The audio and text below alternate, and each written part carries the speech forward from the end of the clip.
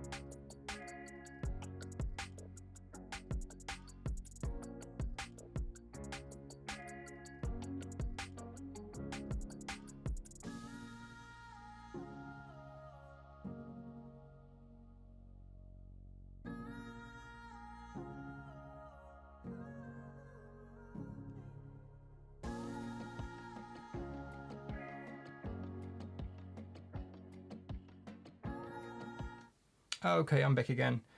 It's really weird. The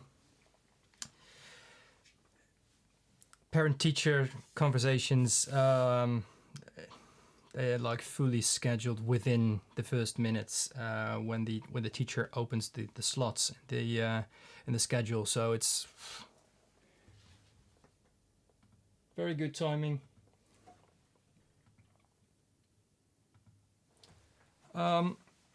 So I got a bit distracted this morning, and I didn't change the pigment number yet. I will do that during this stream, since last night's stream was a mess anyway. Let's just add this to it as well. Hopefully the sound and everything is okay.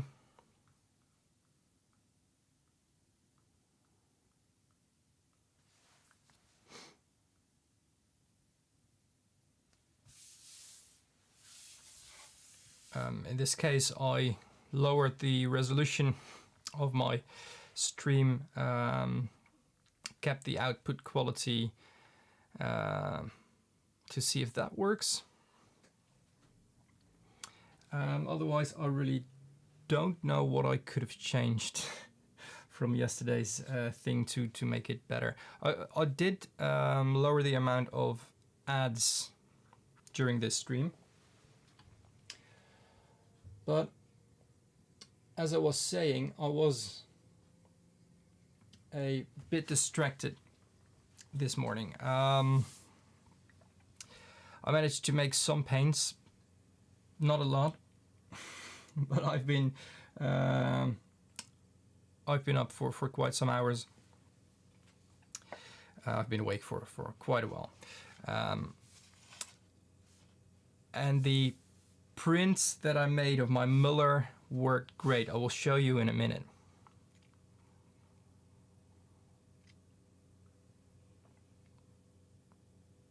Oh wow, that sounds interesting. Then this does, I mean. Let's have a look. Old Days asked if I could show a swatch of PY 153 nickel dioxide yellow next to 108. I don't know if I have a swatch of 108. Let me have a quick look. I don't have a swatch of it. So that's, I can obviously look it up for you, since I'm always happy to help or assist in this, but let's have a look first in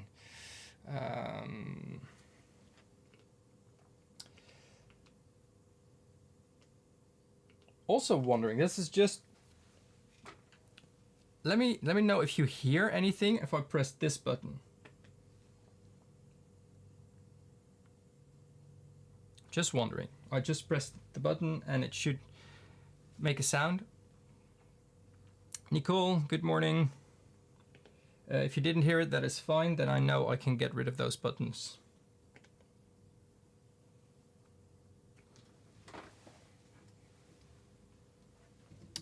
Let's have a quick look here. And let's get rid of this.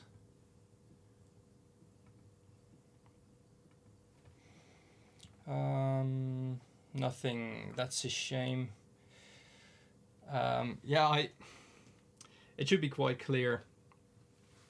It should be a surprise sound, and you know, then I have some sound effects that I put on the thing there, but I need to put it in the software, which makes sense. I did that a long time ago, but I never got to that. To those buttons. Let's have a quick look if I can see. Yes, here is, there's no curve of it. So let's just use this PY, and then did Guerra have it? No, not here. Schminke, maybe. Schminke still had it there, yes. So this is the best I can do with comparing the colors.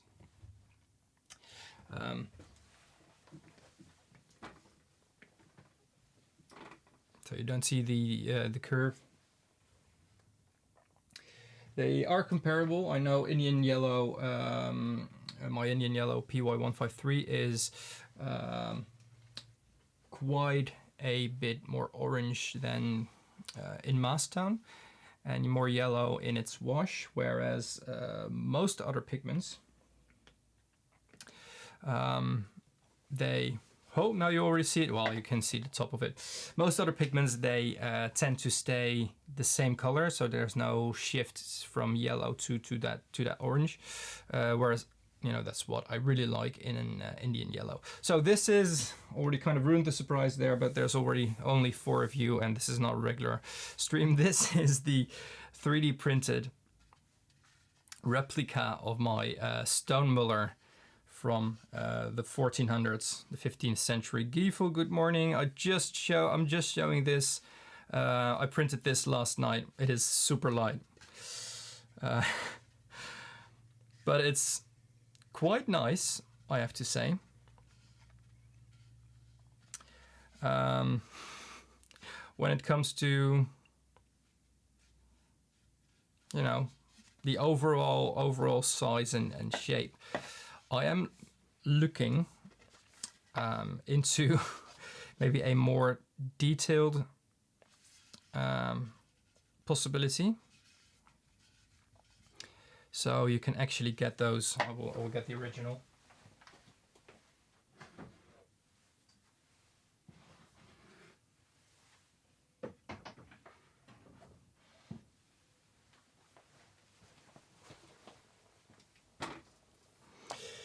These little cracks over here, the camera will work with us today, right? Come on, you will work with us. You can do that, camera. Well, you can see it. It's clear enough. We can do this as well. You can definitely see it.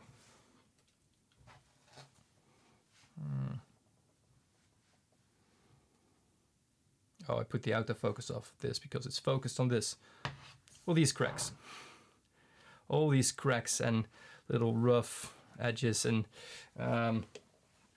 especially the tool marks of the where it was, how it was kind of made out of stone. I kind of miss that on this, but it is It's exactly the same size and everything. Only this one is almost 3 kilograms, whereas this weighs a little over 100 grams. This took 6 hours to print, so last night. It was done when I entered my studio this morning. And I put it on the highest detail as well, but it just, the 3D scanner that I have is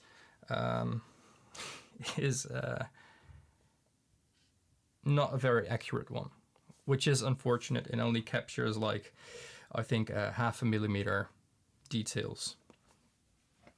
Whereas all these cracks and layers of paint on it are 0.1 millimeters or less. So yeah, Bamboo Labs are very fast and quite amazing at details as well. But my scan just didn't have more detail than this. So just for the 5 of you, well, that's an interesting question, Rick. This is something that, you know, you can have a very romantic idea about the entire, like maybe Rembrandt used this, or maybe Vermeer had this in his studio, or maybe one of his apprentices or helps did. Not thinking about that too much, but it is about the same age. So yeah, especially when you look at this part over here, that part, you can see all the, this is the stone actually, and all these layers of paint. That's a thick layer of old, almost petrified, I know it's not petrified, but oil paint, very thin layers of residue on that stone. So this is definitely my prized possession. Well, Nicole, that's also a good question. Yesterday, Mr. Pigments suggested I would mill with this. Putting it over the slab like this, I think it's actually possible. The bottom though does have a texture that really does not show here. No, it doesn't show. It has a slight texture to it. It's not fully smooth, as you can hear. So there will be lots of paint on this, but not a lot of weight is needed. Yesterday during the live, I talked about pushing down on it myself, so using a lot of downward pressure just with my hands.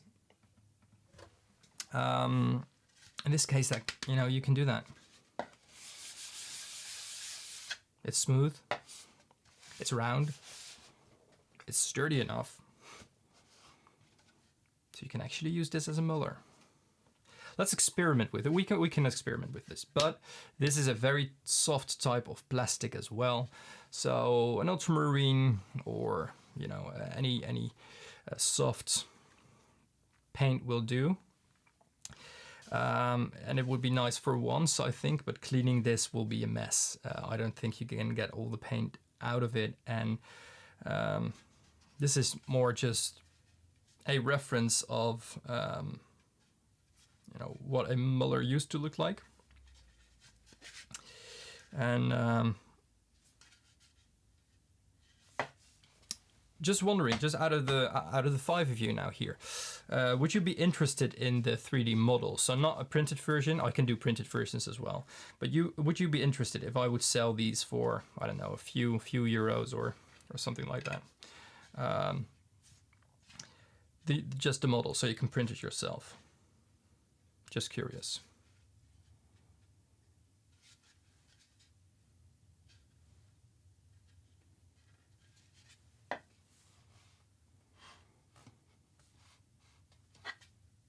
I do really like it. I mean, it is. I use a different type of filament, and you have you have a replica.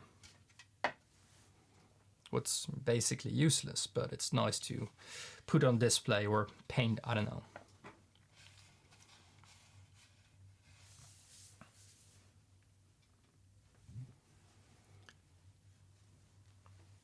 But is there anyone who would pay, I don't know, 10 euros for a 3D model of this?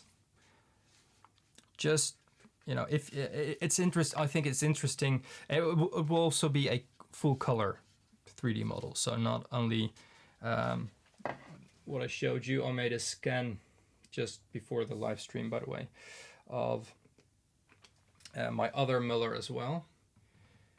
And it looks like this, which is quite accurate as well. You see the dent in it here. You can lay your thumb here. It's amazing. It's almost ergonomic.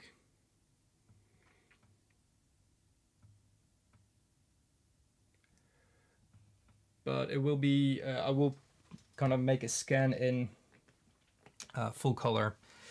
So you can have it as a 3D model on your computer, or print it out as a 3D model for yourself, or let it be printed out. I have 2 of these, so I will offer both. I also have the brass one from 1600. I will make a scan of that as well. But if people are interested, I will ask around on social media as well. I will have a look if I can maybe invest into a 3D scanner that is a little bit more advanced than the one I have right now, because this is, I think, 10 years old already. It works with laser lines, which is fine, but this is shiny because of the use of it. It's kind of polished by all the use, and lasers don't really work on shiny objects.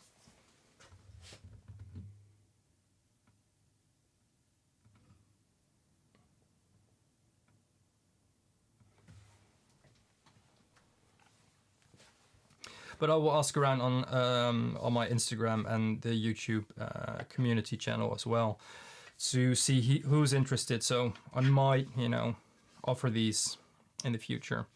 I like this as a you know, basic version. It's doable, it's printable. It looks great. It's a great reference, but I really miss all these details in it. You can especially see it in the reflection of the light. All these little cracks of paint. And the tool marks. That's just what. You get a little bit of it here. But yeah.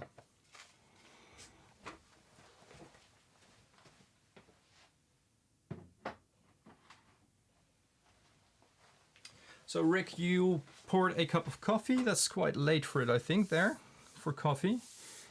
I need to get a cup of coffee as well, so I'm going to do that. In the meantime,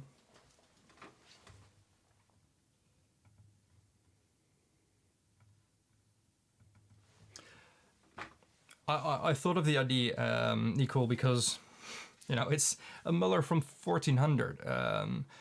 Sometimes I see mullers like that being offered on marketplace or antiquity websites and things like that. Usually the stone ones are from the 17th century. The brass one that I have is actually from the 17th century. So for me it was kind of like, yeah, it's a very special one. The other one as well. And you don't easily come across those or buy those. So why not offer them as a 3D model, so like everyone has the possibility to just, you know, at least look at one. I know there was, I think it was Wallace and Seymour a while back.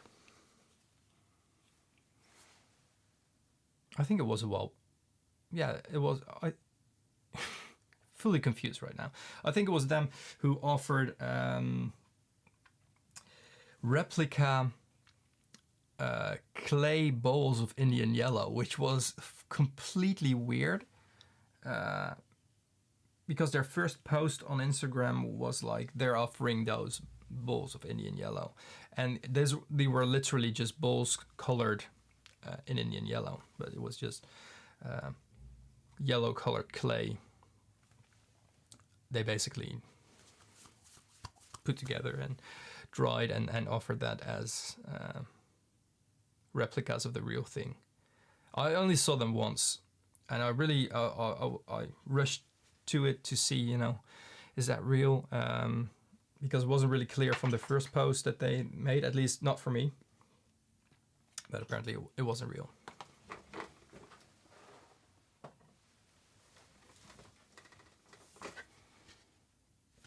But yeah, it's a fun thing. I think, you know, this would be something to have if you. I also have a 3D printed lightsaber, for instance. Basically, any lightsaber wouldn't work. So a metal one that is quite expensive, a replica, wouldn't work. Let alone a 3D printed one.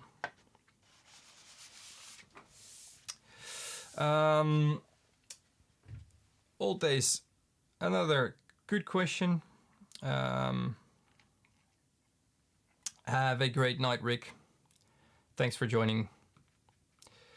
Old days, how do you know which color is more intense using the wavelength thing or read it? So when we have a quick look at the website,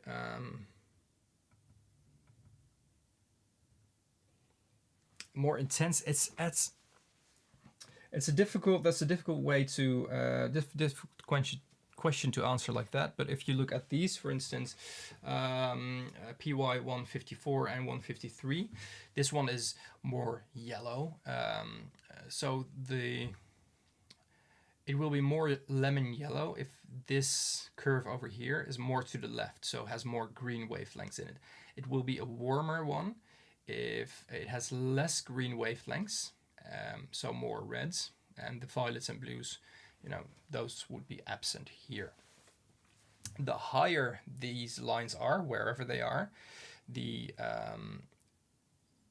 lighter the color looks, the more vibrant the color looks, or the more wavelengths are reflected.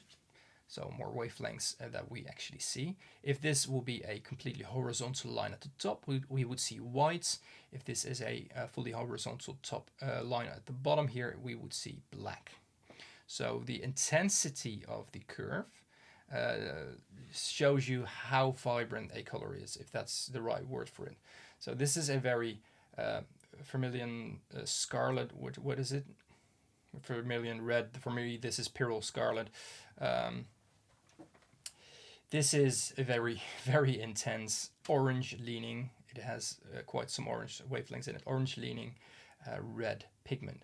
A less one, cadmium, the line is already a little bit lower here, but it is also a little bit more to the right. It is slightly more red. If we look, let me just go to the Kramer pigments here, because that is the largest selection. Fluorescent, that doesn't have a line, because those will be lines that we do not see. They don't all have the lines. Let me, for example, imitation in the, oh, this is a shame. NCP yellow. Yeah, I want to,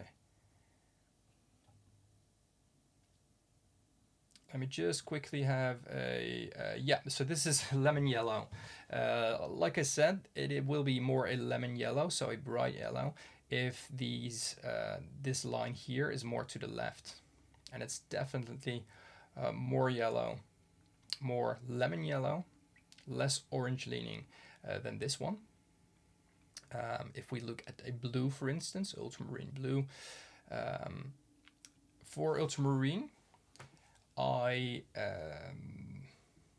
am not sure if your question is which is the brightest one. I think ultramarine dark is actually the most ultramarine-ish that I can think of. So it has that, you know, that vibrant thing that you see with the raw pigment. Greenish is slightly lighter, this is yeah, it is slightly higher, this line. It goes to 0.7 here on this edge, where here it goes to 0.6. But for me, the ultramarine blue dark, oh sorry for the microphone, is actually more intense in washes for my eye. In reading, because this would actually have a little bit of more green wavelengths, and it reflects some more infrared, near infrared wavelengths as well. This one can look more vibrant, but it also really depends on what kind of ultramarine you're looking for, what you like. This one, you can see that from the swatch, but this one is lighter. It reflects less near infrared wavelengths on the right here. This line is lower as well. So you can kind of read it like that. Cobalt, completely different line. Very similar color, but a lot of ultraviolet wavelengths, near ultraviolet wavelengths, and violet wavelengths are reflected here, as much as the blue, almost as much as the blue over here. And a lot of red and near infrared wavelengths are reflected as well in this one. So it really depends on what color you're looking at, obviously, because it's not like this is going to be more bright because there is more red reflected over here. But overall, if you look at a pale one, the overall curve will be higher in the graph, because it is either more vibrant or lighter, and more vibrant will be most visible in washes as well. So hopefully that answers a bit of your question. I don't know why some lines are missing. I noticed that these aren't swatches, but these are solid measured colors. So the swatches, the ones that are swatched visibly, have a line. The ones that aren't, and for yellows on my screen, that's quite difficult to actually see with the eye here. Yeah, I thought that this wouldn't have one. This one doesn't have one as well, no. So those aren't swatches, so he didn't measure that with the spectrometer, I think. I think these are just measured with a colorimeter. So that is another good one. When you click on the information here, you see a lot of numbers. These are all the numbers that come from the spectrometer. So this is the same spectrometer that's the one I use. Different color systems over here, and I'm not skilled enough just at the top of my head to just explain them all of to you like this. This is let me have a look. C lab. Yeah, I'm not going to explain the color spaces to you. So you have lightness, hue, and chroma in this case. So the lightness here, the hue over here, and the chroma over here, which can be explained with, let me have a look if there's one over here. Well, it can be explained like this. But shall I do that? Shall I go there? Let's save this for another time, because this is this is already a step further than the color Mondo that I have over there, and that's going to make things confusing.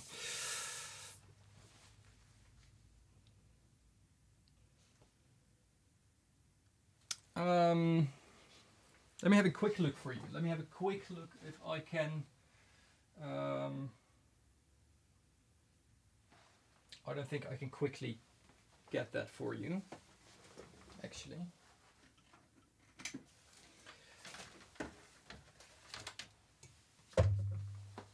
I might have some Kramer swatches for you to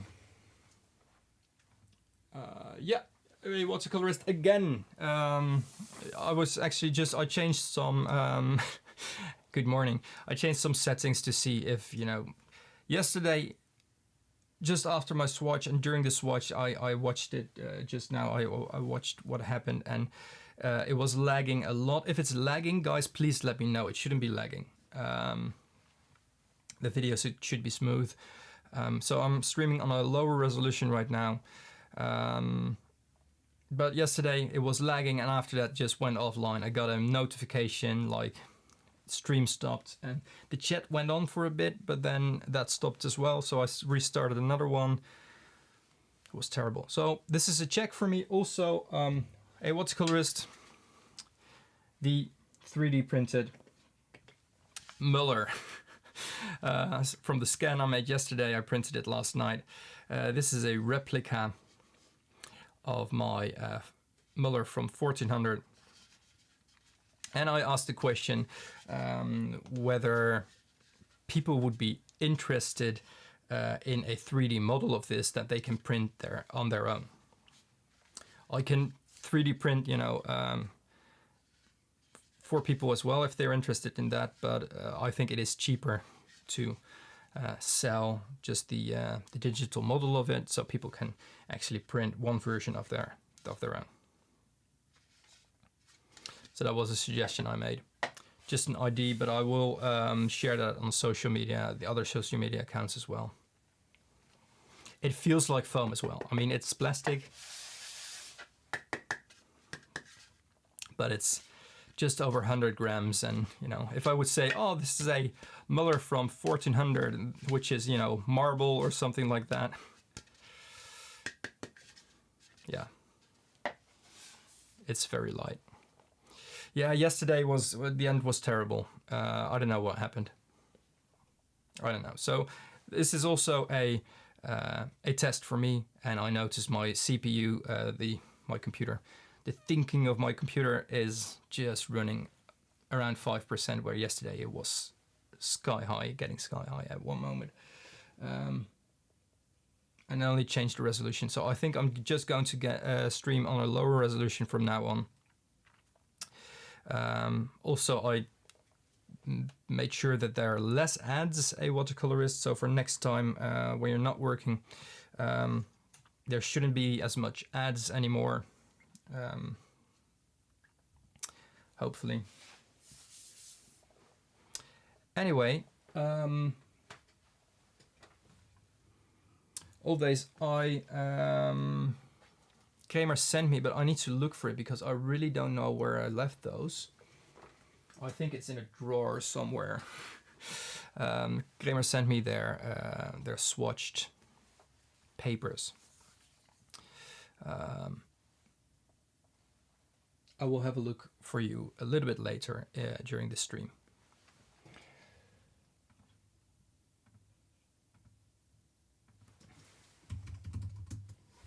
I can have a look with you here. Let's just get rid of me and just type in PB29 and skip the expensive stuff. Yeah, ultramarine very dark. Ultramarine. If you want something that is really far enough apart from each other, I would go for the very dark. This one, and maybe a light or the greenish one. There is a lot of difference here. They are very affordable.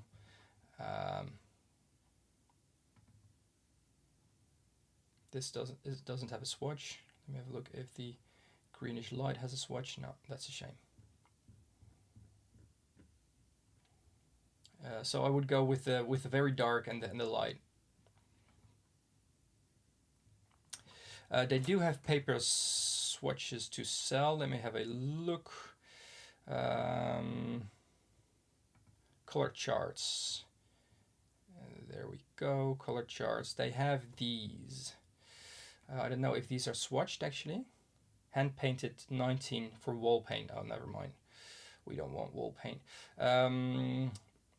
Cadmium pigments, historic pigments, blue and violet colors. So you get a few pages of these. Let me have a look if it says approximately 44 samples. So these colors that are underneath here will be visible on the swatches on paper here. For just, you know, references, they are quite expensive. You can get quite a few, you know, quite some ultramarine blue for this, but they are very convenient when you really don't know what to expect. They also have the watercolor swatch. These are 139 samples, and you can actually see their watercolor paints here, which are added to those. So this might be a more interesting option. It has ultramarine light, it has yin min, cobalt, some fluorescent and iridescent colors, ultramarine blue, very dark. Oh, here you can see clear difference between the two. There you go. So this is also a, what kind of green is this? Hand mixture. Oh, okay.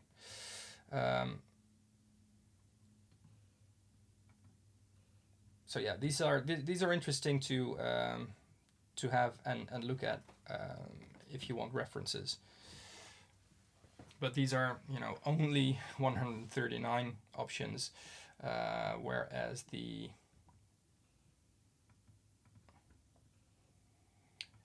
let me have a look. Oh, art materials, dry pigments, and going to the Kramer.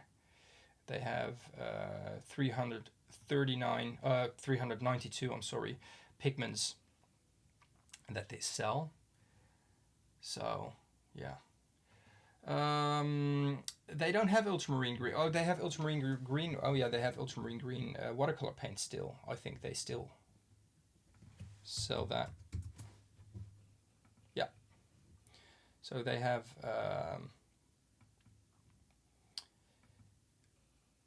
this. How much different is it? Well, I can show you here.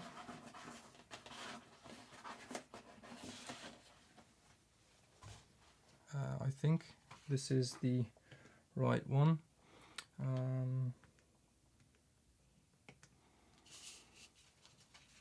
Yeah, this really doesn't help a lot with the camera. Mine is a little bit, I would say, it's a little more blue. There's a little bit more green leaning, a little bit lighter. This is definitely not the right shade. Let me have a look if this is connected.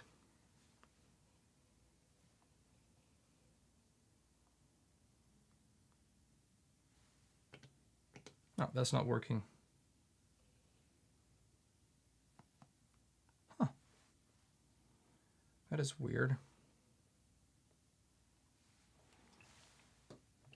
That's probably my phone because I had to make a quick call during the beginning of the stream.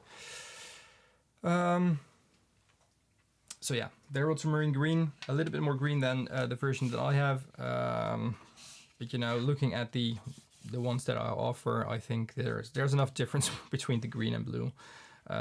Whereas, you know, if you would see this just in real life, I think you can easily think that is a PB36 or something. Ryder, welcome.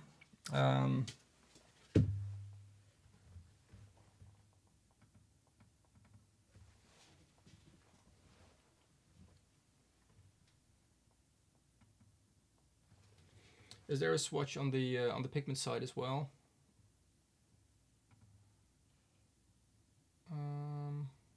I believe you.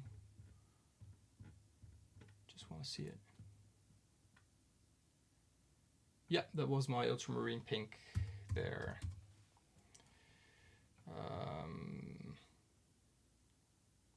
Yeah, the pigment website, at least the version that I'm looking at here, this one is a swatch of their pigment, and my dry pigment is a little bit greener than this. There are, same with ultramarine blue, different versions of PG24. Why isn't mine in here? Oh, that's why. So you see here PG24 in their watercolors, PG24 in the pigments that they sold, and mine still is not on here. I need to add that to the website. That is a very good question. It is very light fast. I'm actually not quite sure. I need to look that up.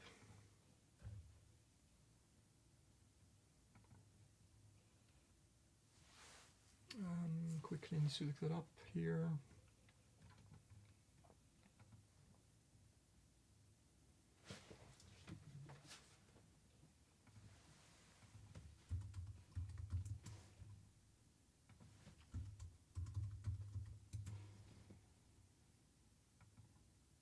It's a little bit less light fast than ultramarine blue, but no, it says that it is perfectly light fast.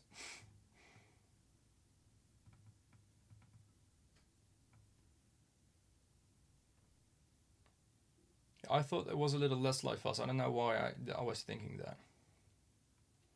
Maybe I'm the ultramarine green was made for me, and I did discuss, you know, the entire process with the person who synthesized it, and it is more reactive and less acid resistance than ultramarine blue. Whereas you really shouldn't add any acid with ultramarine blue, but for my swatches I did show, you know, what happens. So you see here ultramarine actually turned black in this case, which is quite weird. Ultramarine violet was most resistant to it. The ultramarine pink is quite yellow, but this ultramarine green is just highlighter yellow. It is completely gone. It's a lovely pink, yellow, but it's not really what you would want. Toxic fumes will be released when you add acid to this sulfurous pigment. So you just shouldn't do this lightly and think, you know, I'm going to try that as well. Make sure there's enough ventilation and you're wearing something like a mask. But this is a toxic fume that will be released if you would add a lot of lime juice, for instance, with a lot of pigment. Never do that. It smells bad as well. So for those of you who already made ultramarine, it can get smelly. I'm not in charge of adding swatches to the website now, but I do send Thomas a message. I need to send him a message about the ultramarine green now and Indian yellow, since that's the Dutch word. Apparently my Etsy changed that. I don't know why. It says Indiase gele, and that's just weird because I wouldn't even call it like that in Dutch. It's close though. Let me have a look. What are we going to make?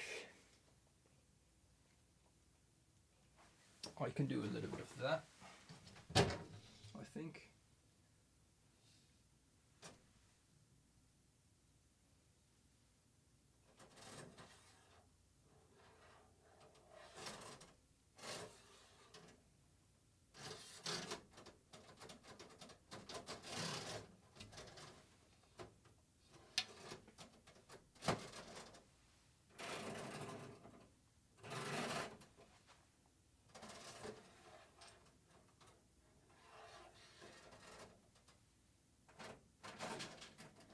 Difficult choices here. What to make. I actually want to top off these. Let's just do that.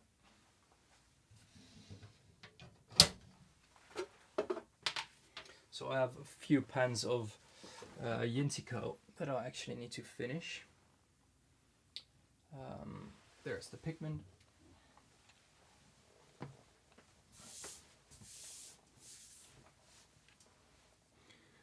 Let's just get this off.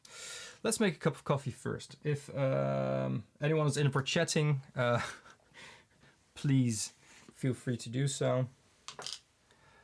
This is Yintico.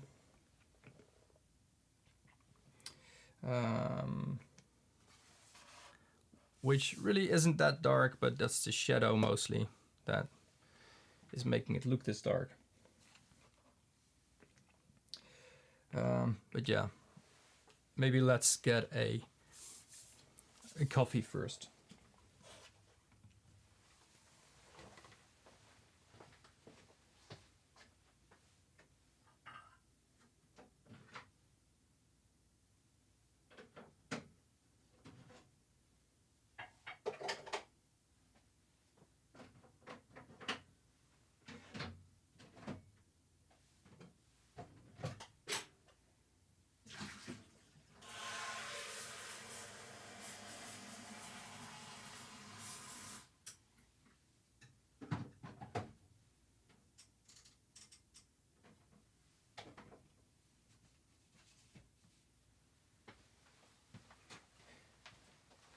First going to heat my cup. So my option is Yintico. Let me quickly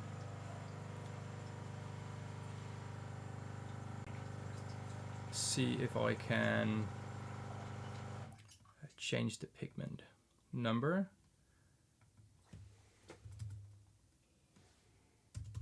Without you noticing. That worked. And now let's see if I can also change. Well, I'm not going to change this. Not going to change the surroundings here. No, that noise wasn't my microwave. That was my coffee machine, which just made coffee without a cup in it to heat my cup up. So it's just basically warm water.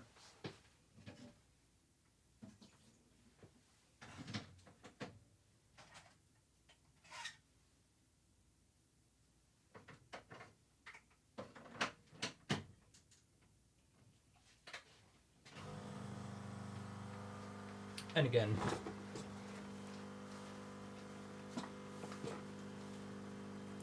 yeah, I basically have the air filtrators and my dehydrator and everything like that. I have them turned off during my live stream. There's one just or turned off, the lowest setting. So you have a little bit of hiss in the background from my microphones. But if I would turn on the AC, something like that, it will make quite a noise.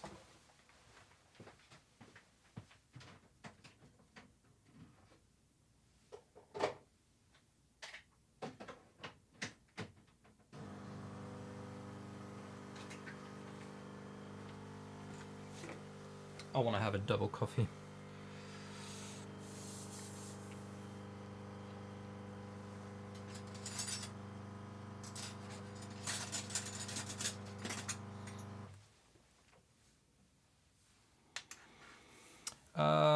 Yeah, F400 or 200, 250. I noticed that when I did it, I used 200 because I needed to fully flatten this one out. And I'm actually quite pleased with the 200 as well. Usually when I re-roughen my surface, I use 400.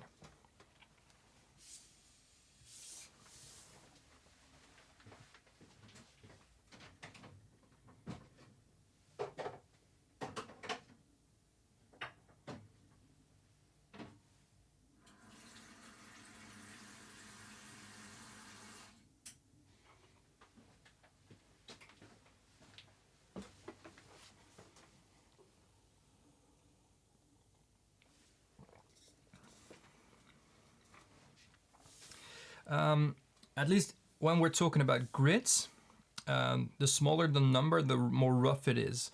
So like sanding paper, the grid is a certain amount of grains of sand per square inch.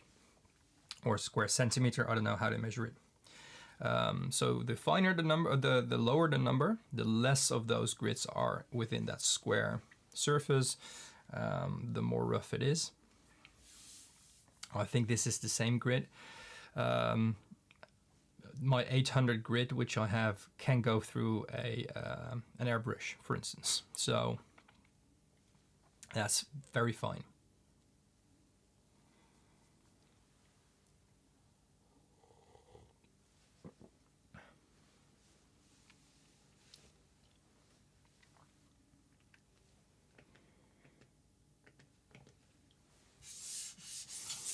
For this, I'm also going to use my medium muller today.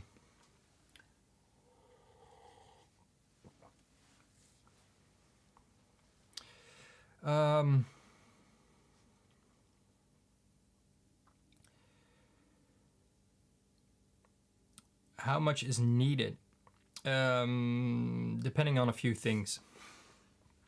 It was actually, it can just come down to one thing.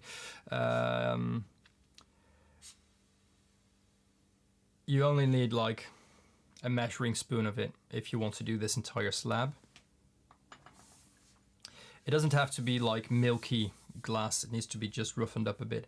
And even then, on a smooth surface, you can mull as well. I mean, this helps you quite a bit. This sound that you hear, that's the rough surface area, and that helps with, this helps quite a lot. Depending on your slab size. So here I don't have it on the sides. You can see it on the glass as well. I don't have it around the sides because I don't want to be making paints all the way to the sides of my slab. Just because I want to have full control over what I can clean and what not. And everything gets under the slab or pours over it, which does happen sometimes still. It really doesn't help with working neatly.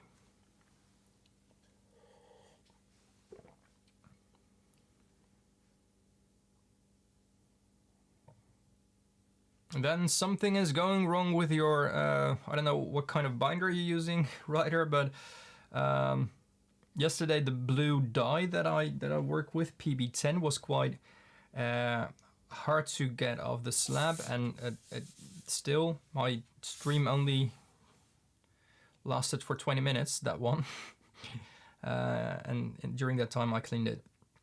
I've never had something that didn't come off, at least not with glass or anything.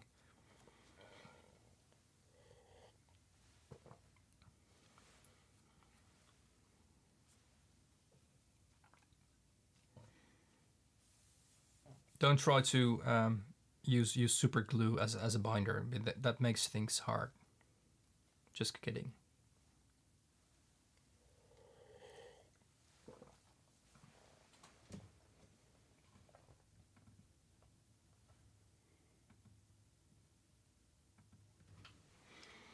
$100 grams is, I don't know where that bag is. I don't think it is a lot, actually.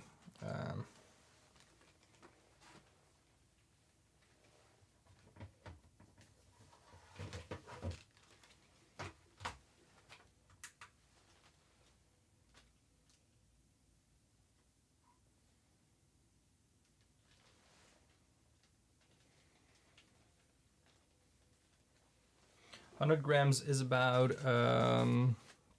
20 teaspoons of the grid, a 400 grid, roughly.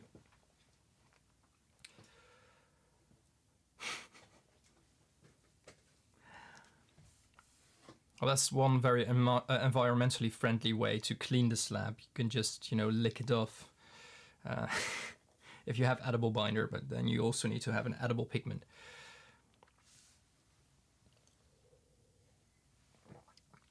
And I'm not sure if they exist, like in true form, edible pigments. No, I don't know how I got the 200 actually. Or is it 250? I don't know. But 400 works great. It is. Have a look at their muller. It's probably, this is one of their mullers. This is probably 400.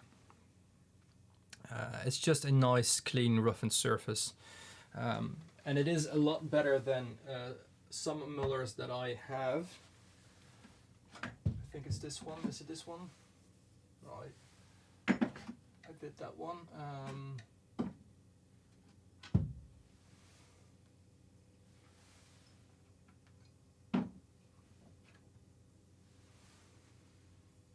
I think I fixed all of them.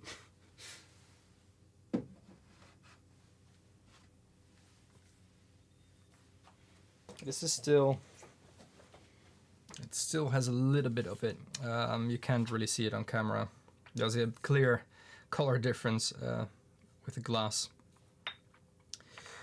But this one has a rough grittiness to the glass.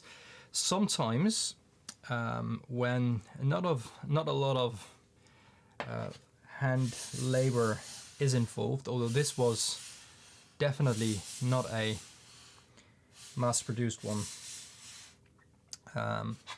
whereas this was.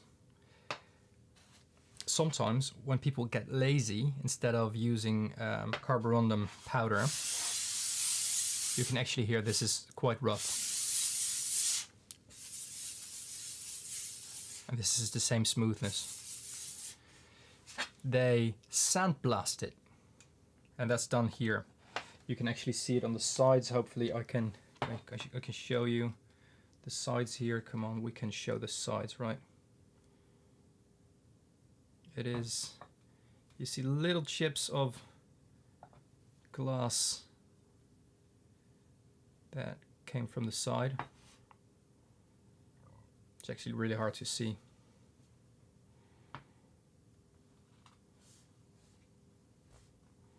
You can see the rough structure here. This one was sandblasted, and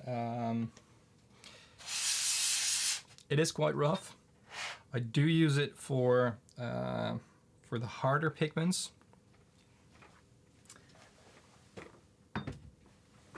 And I don't think that's even necessary. You can use one muller for everything, but I don't have one muller, so why not use them, right? Yeah, this one is from Jackson's. This is the 9cm one.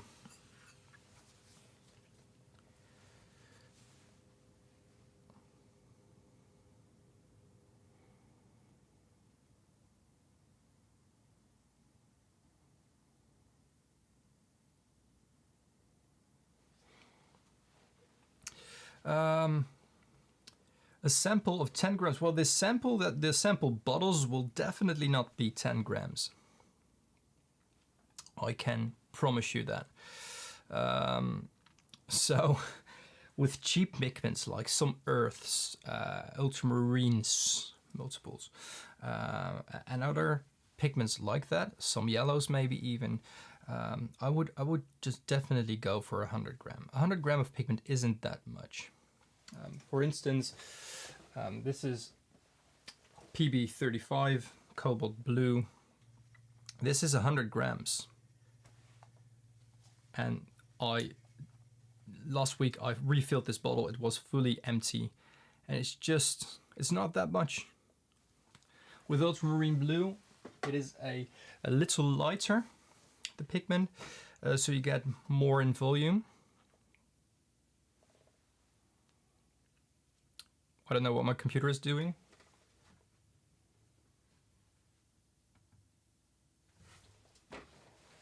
Something didn't went right. Was everything okay there?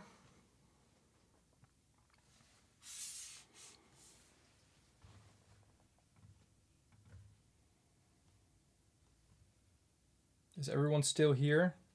I was like really scared after yesterday. I don't know what happened. I don't know why that happened.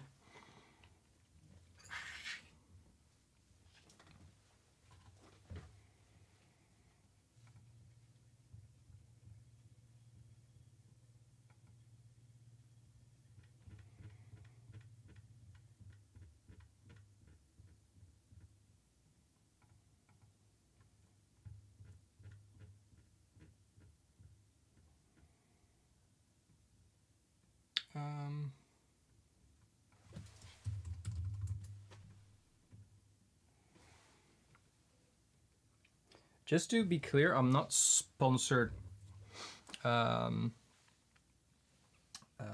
Kramer in this way. They do give me a discount on my orders, and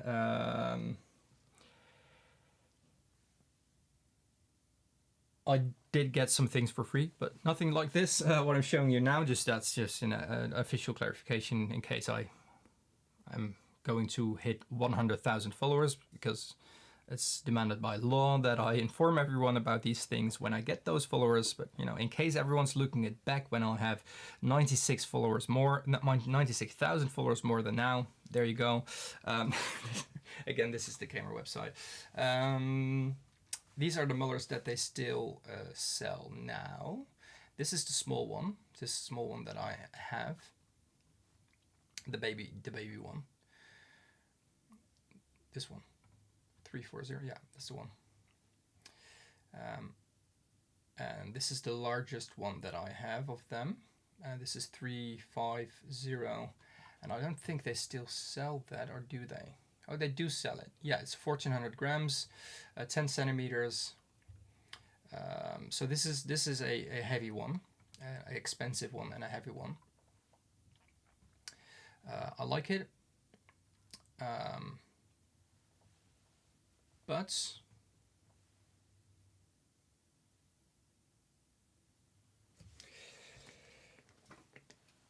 also, I'm not sponsored. This one wasn't that much more expensive, and this was a custom one. So Thomas does sell large mullers with a short handle. And with a short handle, I mean something like this. That is 10 centimeters in diameter, and with a long handle that is 10 centimeters in diameter. For less than the large one on Kramer's website. So this is just me trying to support a small artisan, basically, because this is one of the most fabulous mullers I have worked with. This was my go-to muller for quite a while. I bought this at Jackson's as well. This is slightly larger than this one, and obviously a different handle. What's the closest one to Jackson's? I think this one will come close to the 9 centimeter one that I have here.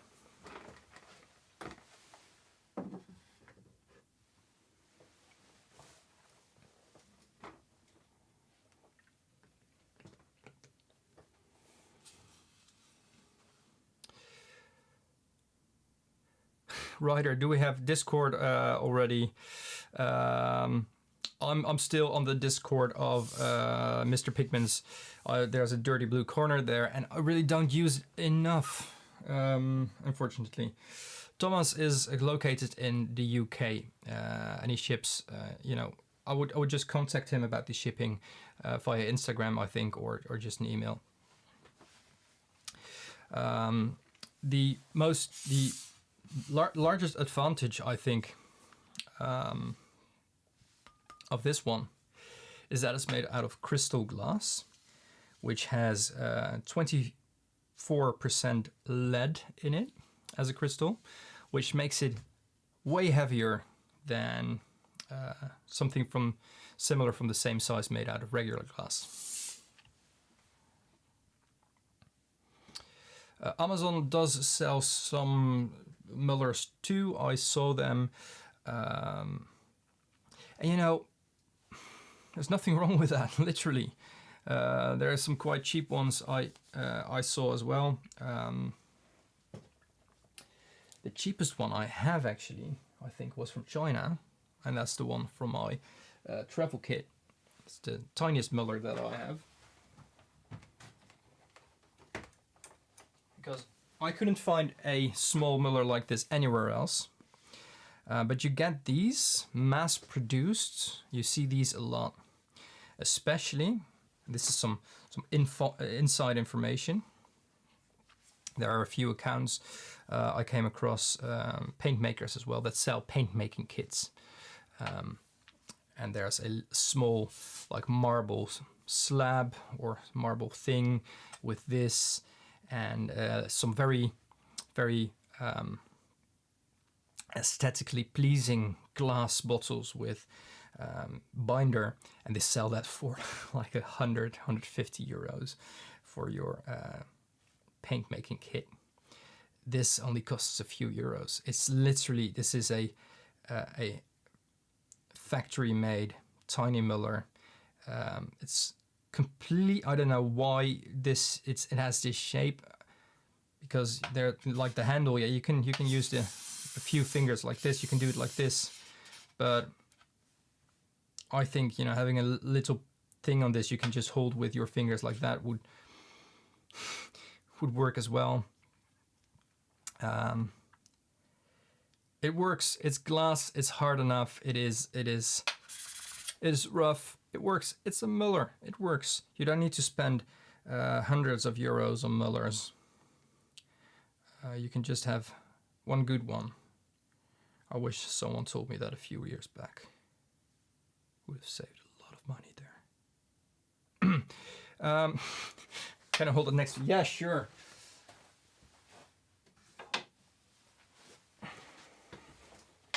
So this is actually quite large, but this way it makes way more sense. Like the handle on the Kramer one makes way more sense here, because you would actually just, you know, hold it as this. So all this extra glass here. It's not like I would hold it like like this or something. But yeah, these are the tiny mullers.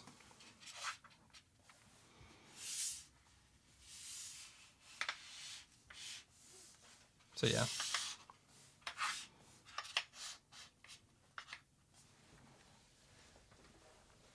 There you go. Yeah, same with brushes. I'm actually, I've actually looked into offering a custom brush made for Dirty Blue, and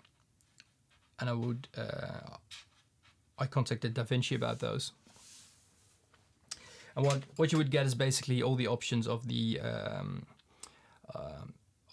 brushes, all the like the hairs, the synthetic brushes, and the natural ones that they have, the handles, the colors.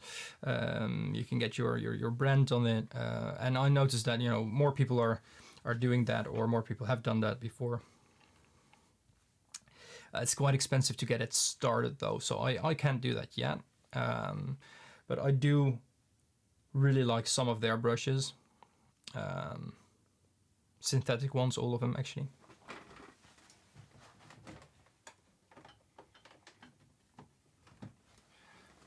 But I don't have I don't have enough of that. No, I didn't. At least not that I know of. Yeah, if you just take care of your brush, it'll last you a lifetime, I would say, but quite long.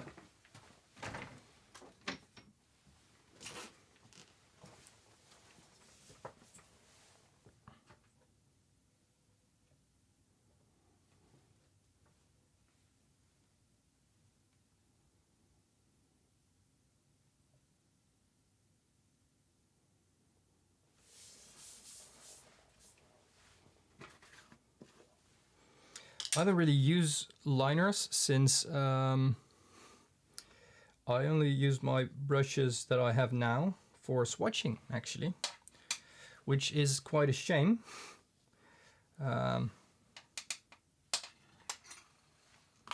If I'll be really honest, but that's all I do now, so.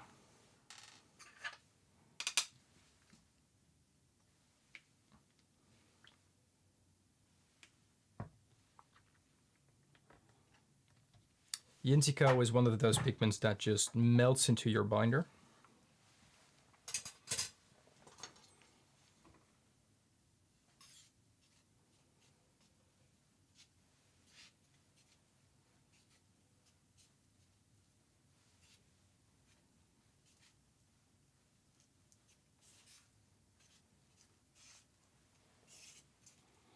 No, that second baby one was from AliExpress actually.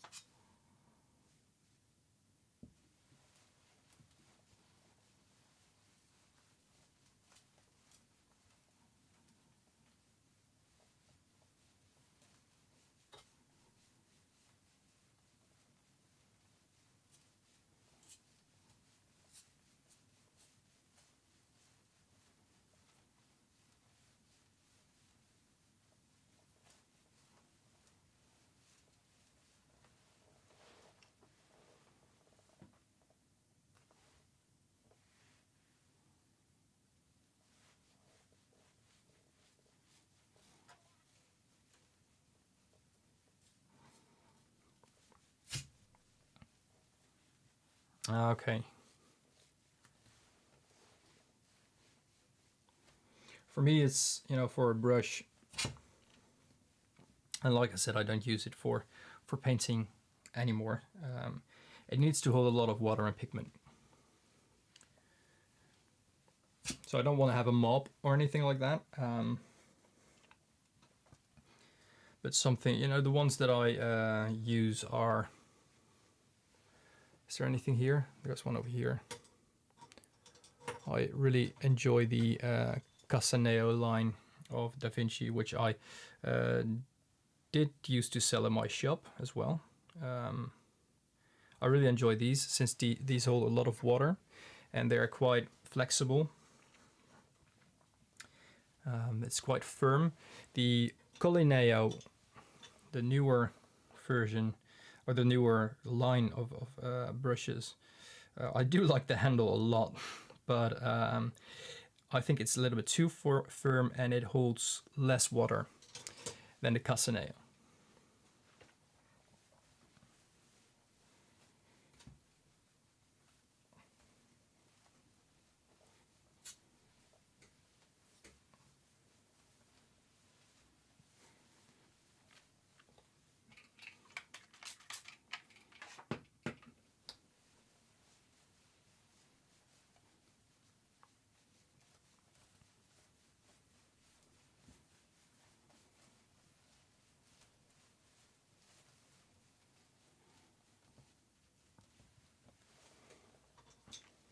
I will zoom in both of them.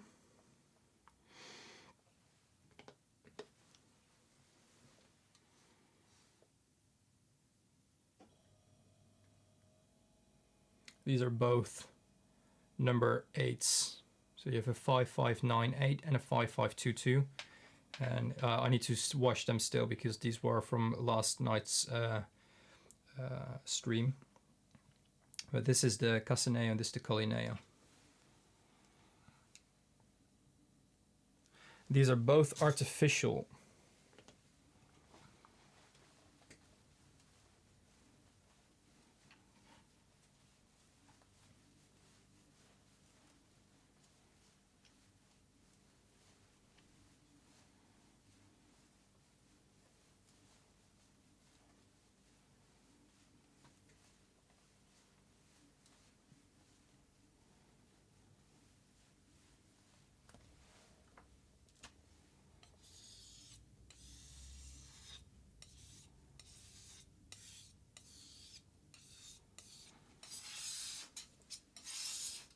I'm only making this for a few dots and topping off some pens, so it's not a lot of paint.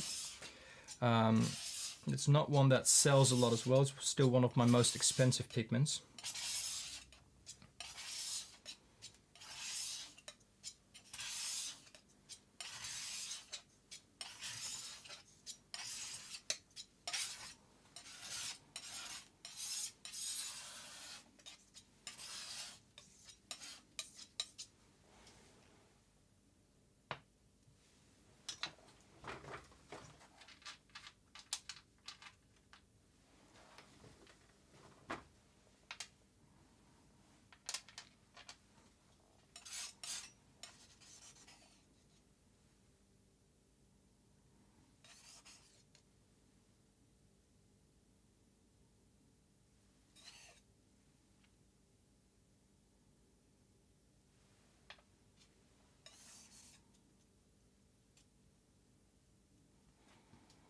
So what I'm doing now here, I notice when I'm scraping everything on one place, there's quite some air bubbles in it, and by doing this, I'm just popping all those air bubbles in that pile of paint before I scoop it back into the pen.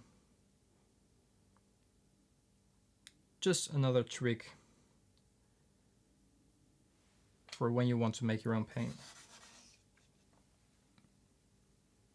Oh, making a little bit of a mess here. Not really a mess, but just letting that drip off the pen. Getting some dots as well.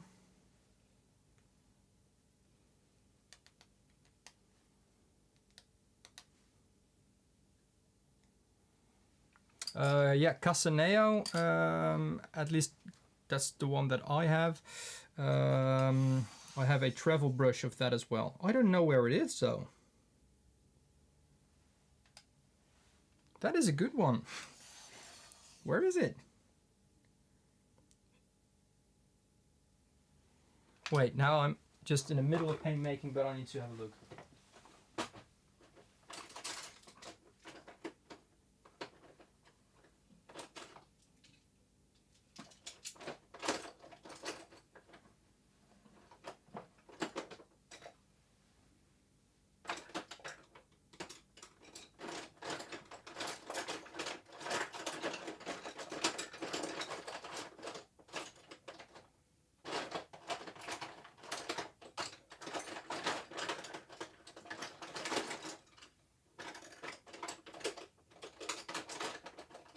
Ah, there it is.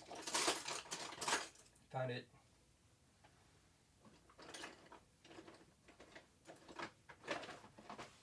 In the meantime, took a clean brush. This is a Casaneo travel brush.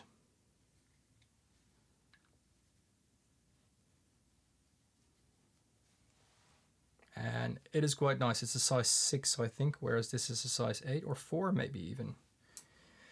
This fits into any kind of travel palette. It's quite sturdy, so I like it. And it has a little hole in it to for ventilation, you know. So if it's still a little bit wet, your brush, and there, you know, the moisture won't be trapped in there, which are all really nice details for a brush like that. Because you don't want to have like mold building up inside the handle, inside the part that should actually protect your brush. PR2, there you go.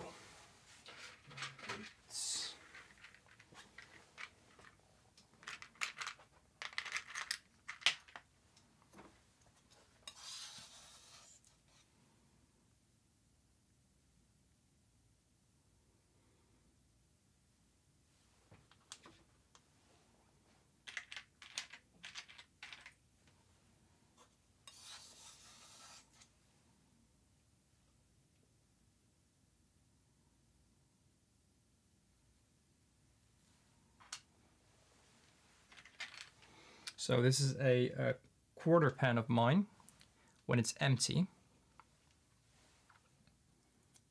That's a little bit of, you can see the higher bottom of it.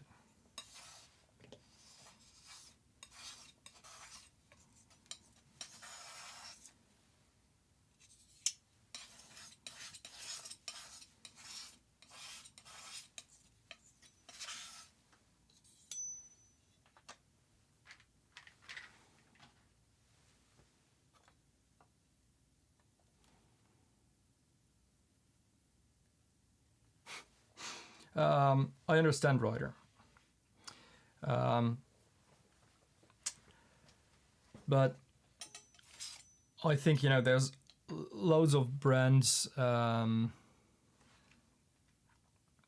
paint brands as well, that sell brushes under their name. So I could say, you know, I want to have a Dutch brush, for instance. but I'm almost 100% sure they are all made in Germany by one of the bigger factories. So yeah, you know, for me that wouldn't, like, at least for using a brush, that wouldn't be much of a difference.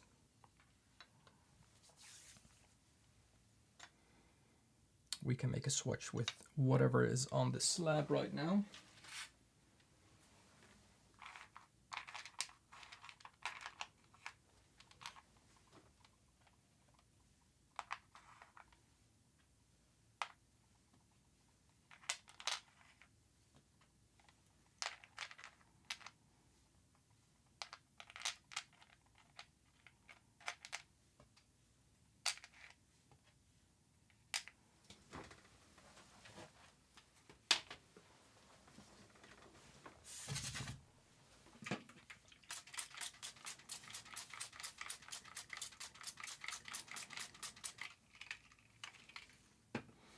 Another like trick, tip, whatever, do with it whatever you want, that I do is I spray from my muller on the top here to make sure that if there's any pigment residue, especially with finer pigments that are just, you know, landed on the bottom while they were airborne, you get them off as well. Just don't only use the bottom.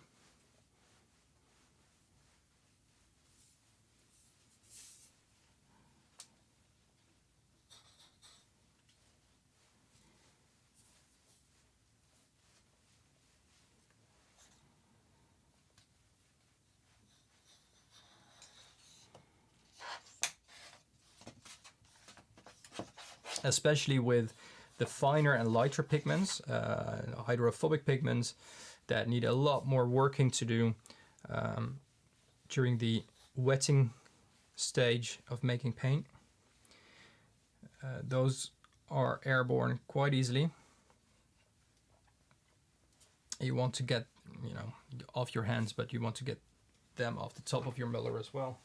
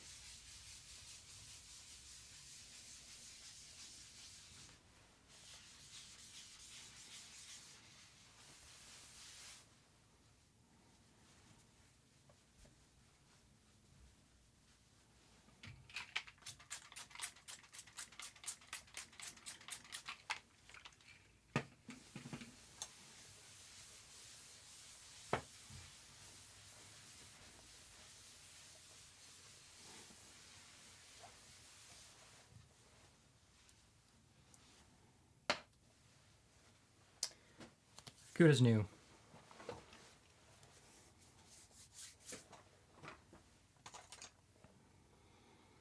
Now I forgot to swatch it. Well, I have enough swatches. Oh, good. There, you know, there's a swatch. I know what it looks like. And you know too. So this is yesterday's swatch that is of the Chrome Orchid. That is dry now. It looks truly like a very lovely color. Not too transparent, so like the glass one.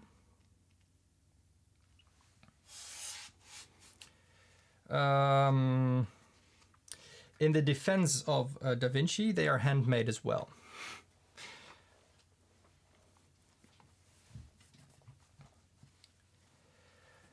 They actually have a quite, I think it's on their website or their Instagram, quite some nice process videos on how they make brushes. And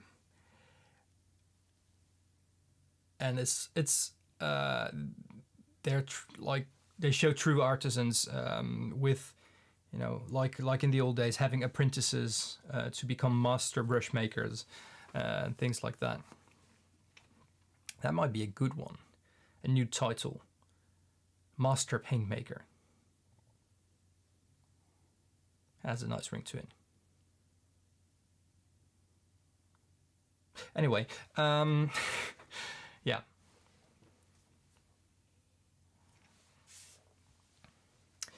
Also, yeah, with the Da Vinci ones, what I like, they don't look handmade. And actually, because I sold these in my shop, it actually does have a dirty blue on the handle stamped in them, but it has their brand.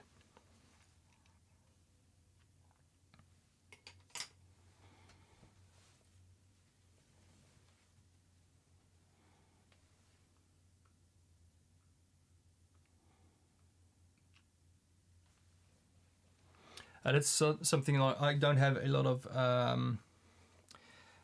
experience with Skoda. So yeah, there's that. But I did, and probably they have a similar product. I did like the when I started looking into brushes for my shop, I did like the Casaneo line, since it was a new way of imitating natural hairs with synthetic ones. And I like that idea behind it, same as the Muller museum paper that I offered as well in my shop. It was the same take on paper, getting the optimal. Oh, one moment, please.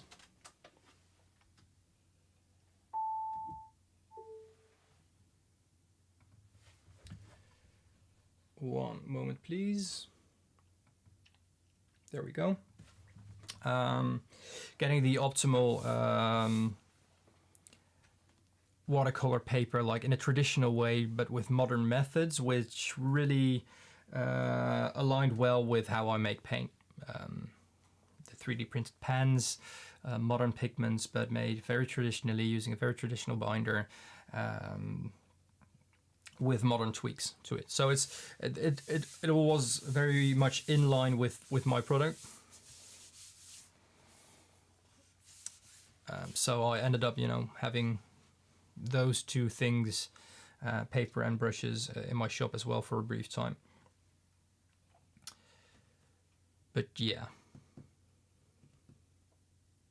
Well, you can also always, if your local shop, you know, if they do have a brand, they can get any product from the distributor.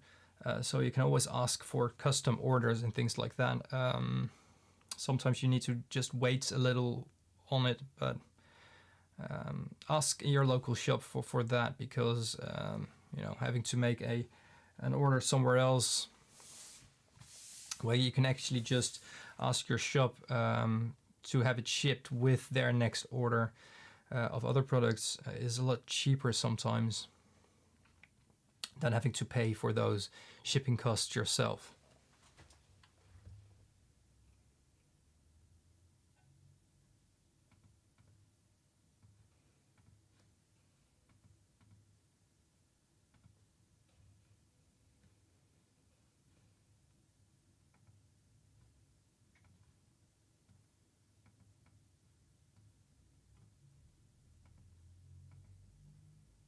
That's good to know, old days. Can't wait to open my shop again then. No, just kidding. Yeah, but I suggest doing that. And are there other ways? No, I can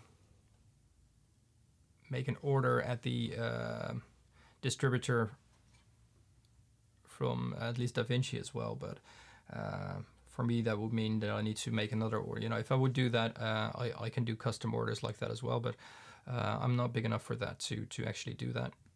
So I think your local shop is the best option.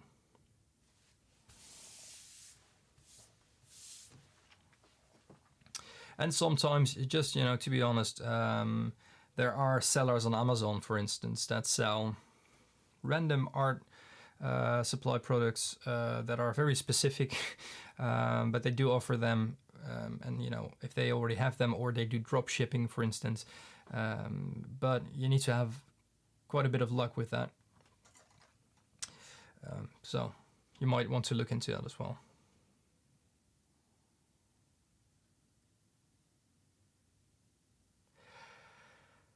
That is ridiculous.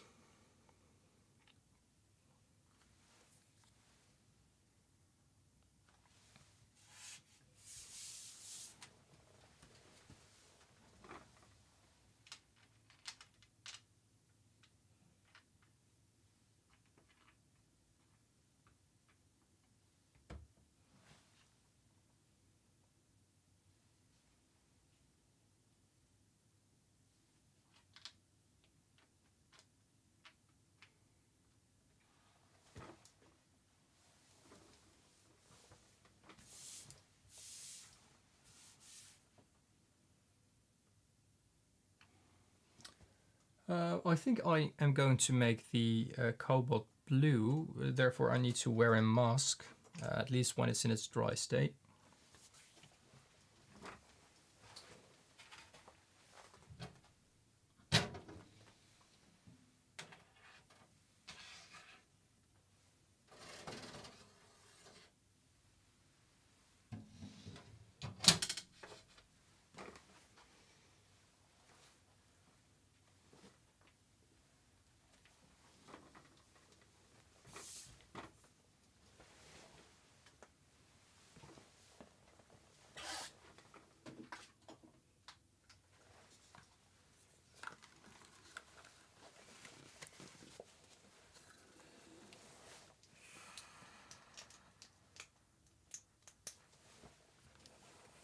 So charming.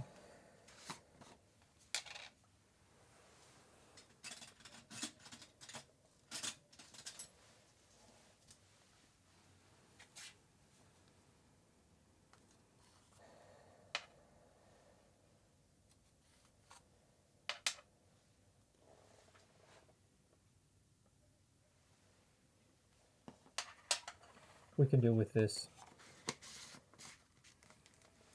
I can make later more, but for me, if you actually can understand what I'm saying, for me this is a little bit safer.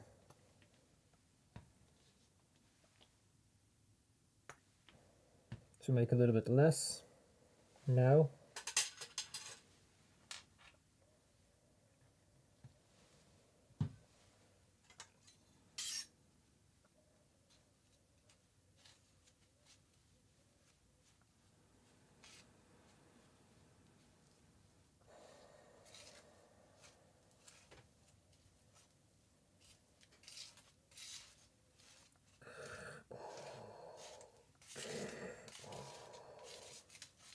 I wish it made that sound.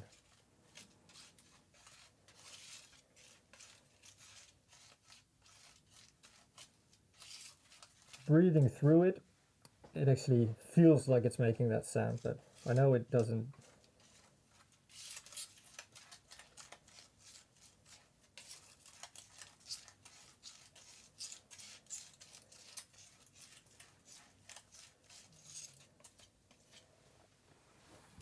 Just in case anyone is joining us, let me just change the pigment number for you.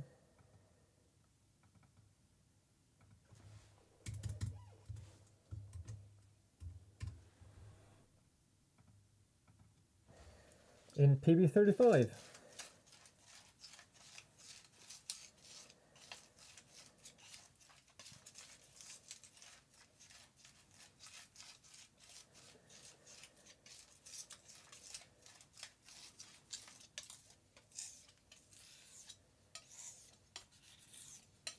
No, this is my cobalt ceruleum.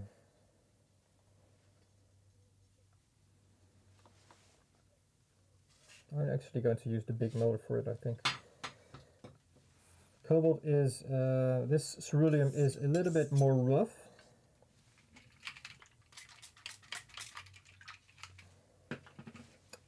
Very granulating.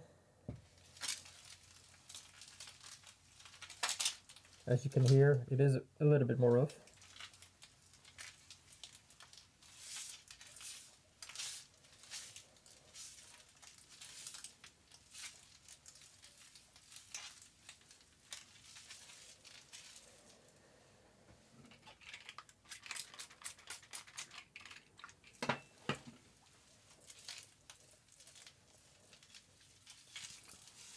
This state, just to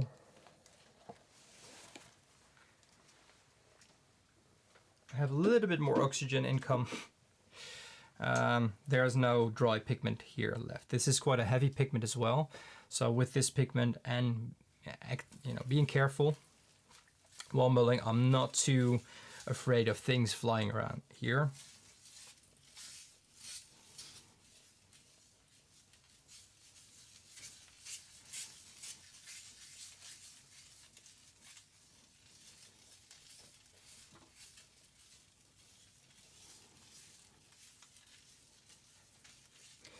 If you're going to work with pigments, so like I said yesterday, I have a few air filtrators here working. It's now in its lowest setting, but they are still on.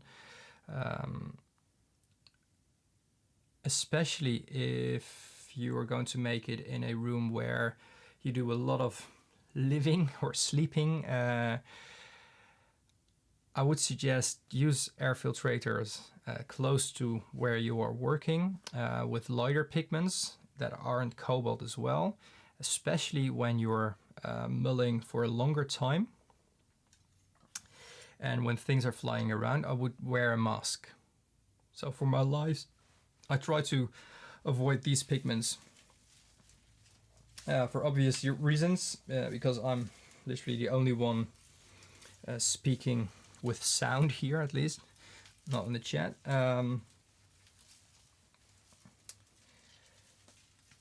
But not only for cobalts, but if you just work a lot with pigments, I would suggest always have some precautions when it comes to the air quality that you breathe in.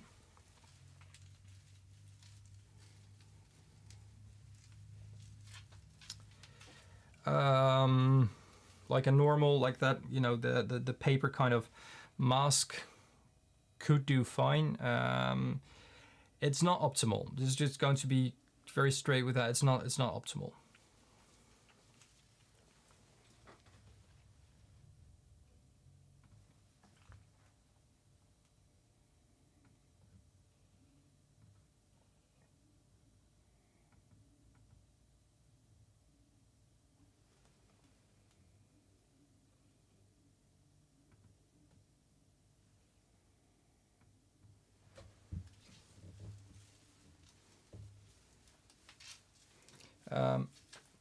Could anyone let me know if there is a bit of lag, or even if it's just a few frames? Because YouTube just gave a notification again.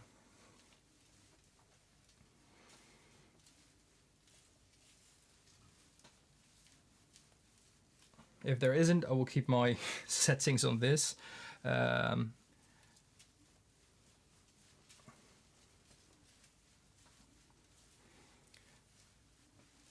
But I want to tune in my settings in such a way that, it's not lagging or going offline anytime soon anymore.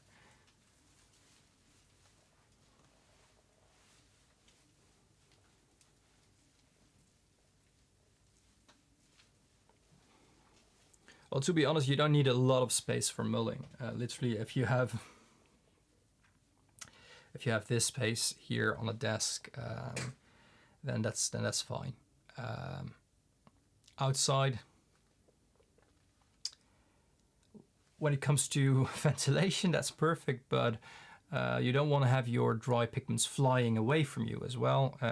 So there's that to think about. If you do want to do it outside because of health reasons, what you could do is pre-mix your dry pigments in a glass jar. For instance, just have a glass jar with your binder and, you know, shake it a lot. So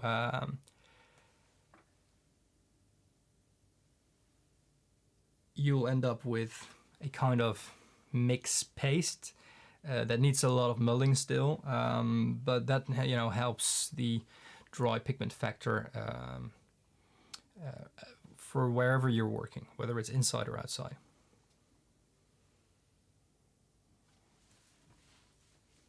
Ryder, I do not fully understand what you mean with that.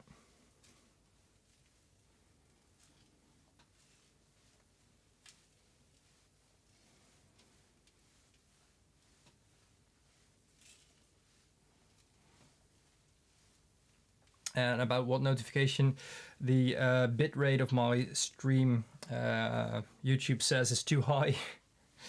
They suggest something that is about 10% of what I'm using right now. But everything on my computer and my network is suggesting that I can easily go with settings here. So I don't know if it's YouTube that is limiting or whining about this, or if it's an actual thing I need to lower.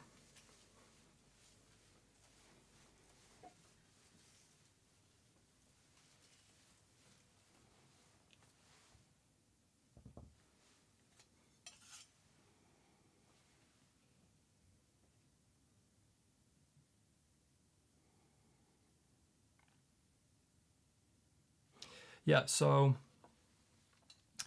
I would suggest adding your binder as much as you would do on the slab and pigment in a jar, and just shake that around. It takes a long time for hydrophobic pigments to settle like that. Just one warning, if you do it like that, for instance a phthalo blue, and you put it in a jar and put binder to it and close the cap and just mix it, don't open it immediately. There's loads of pigment dust that will just fly out immediately as soon as you open the jar. So let it just all settle for a while before you open a jar like that. Also, don't let it sit for too long, especially with phthalos, especially phthalo green, since it's prone to mold very easily. 16K the limit is for the bit rate. I'm now at 50, 53 at least. Oh yeah, 53. And you know, OBS says good connection, everything good. YouTube gives me a suggestion that it can be lowered.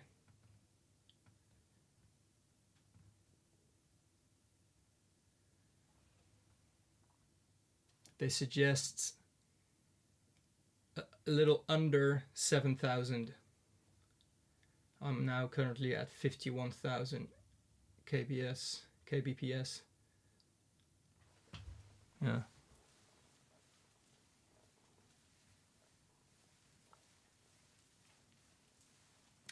Isopropyl or IPA alcohol. Warm water doesn't really make a difference. If something is hydrophobic, it just rejects the atoms of the water. So the temperature doesn't make a difference with that. IPA,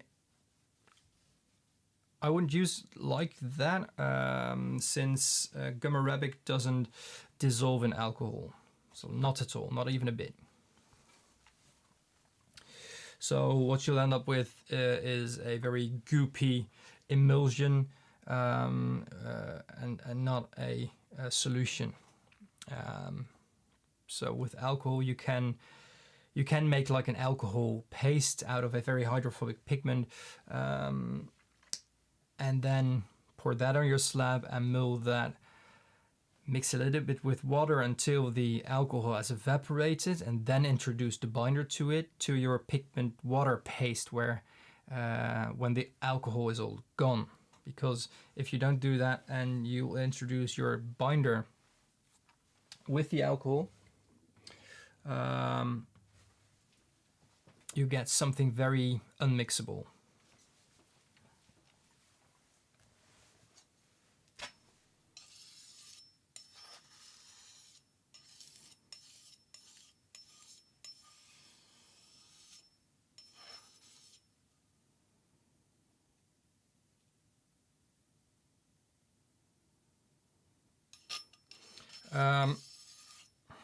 Do you have to shake it completely? Yeah, I would. Yeah, I would definitely shake it completely, but just enough for the binder to suck the particles. I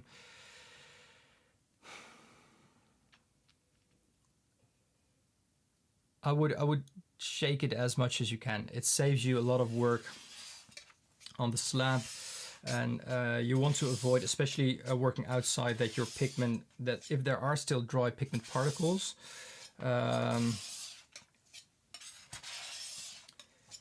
they don't fly off your slab.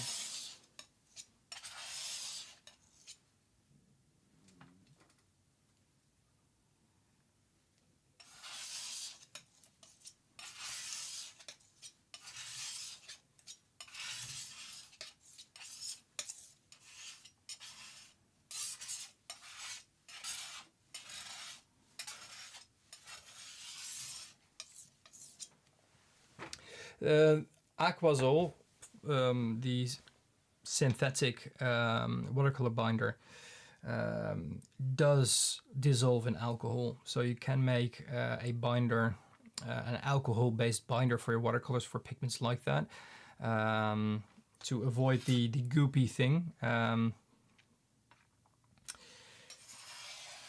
But it's way more expensive than gum arabic. And in all honesty, especially when you're doing very small batches of paint, I would just go that way. It will look like acrylic, yeah, maybe with some lumps. It looks like this basically, with some extra lumps maybe. But if you would do that, for instance, with ultramarine, it is. It has like agglomerates. It has that chunky bits of pigments, which you can see around me here as well. Those lumps of pigment. If it is encapsulated by your binder, it is very hard to shake it hard enough to make those lumps fall apart and mix with your binder. So you will have that. You'll probably have that with most pigments, but it saves you, even like for me, it would save me a lot of time if I had like pre-shaken bottles of hydrophobic pigments, or like Indian Yellow PY153 that I have is quite hydrophobic as well, quite hard to mix because it lumps in the binder quite easily as well, and I don't want to pre-wet it with alcohol. You don't need to shake for a few good hours, no. Shake it for a few minutes and shake it thoroughly. Let it sit, maybe shake again after a while, and just let it rest, let it settle, especially with the very light pigments. It is quite important to let it settle first, because you don't want those to fly around and end up everywhere.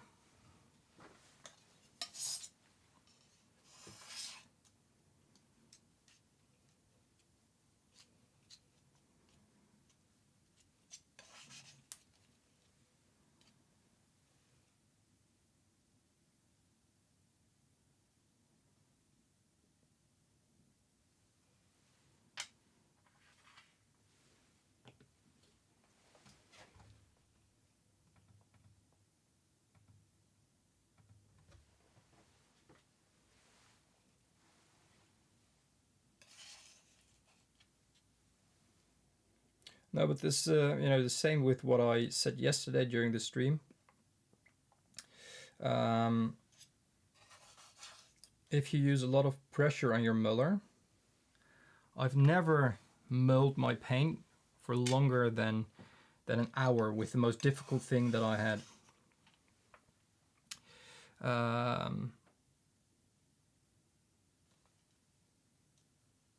When I hear people that mull for 2 or 3 hours with the same amount of pigment that I use, I think there is a bit of efficiency that can be changed.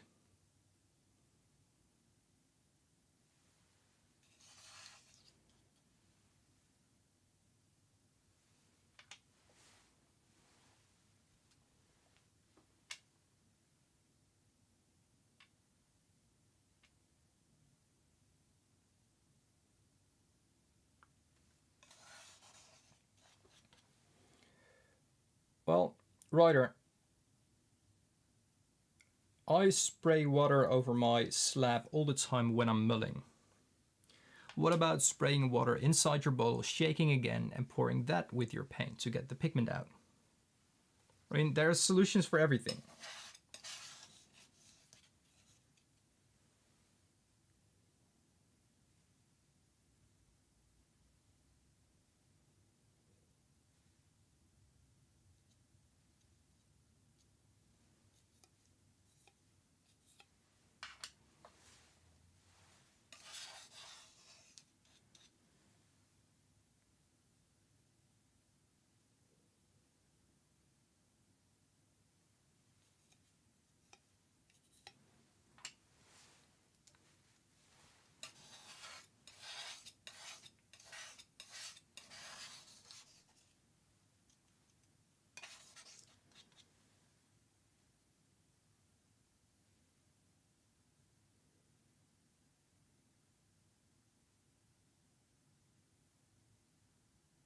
Why would you take a huge amount of water? I mean, if I would spray a little bit of water over my slab to clean it, I'm not holding it under a running tab of water. I'm not holding it, I'm not putting it in a bath or anything.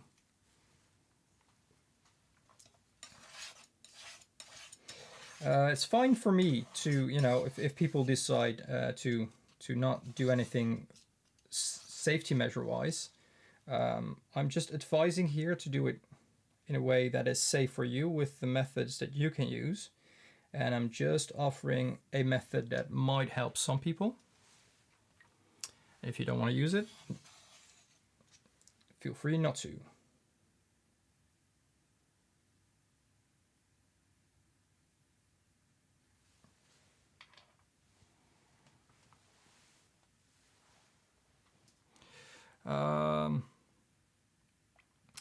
100 milliliters of binder.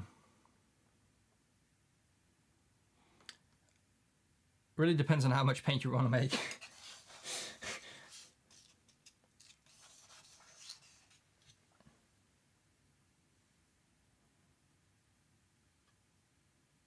If you're just doing it in very tiny batches, or just, you know, a pen at a time, it'll last a few pens, but imagine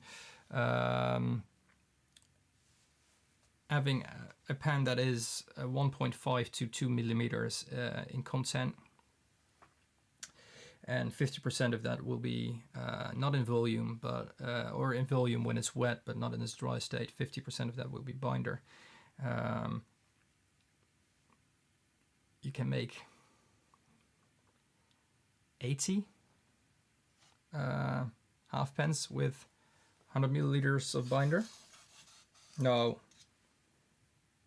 less, maybe 50. It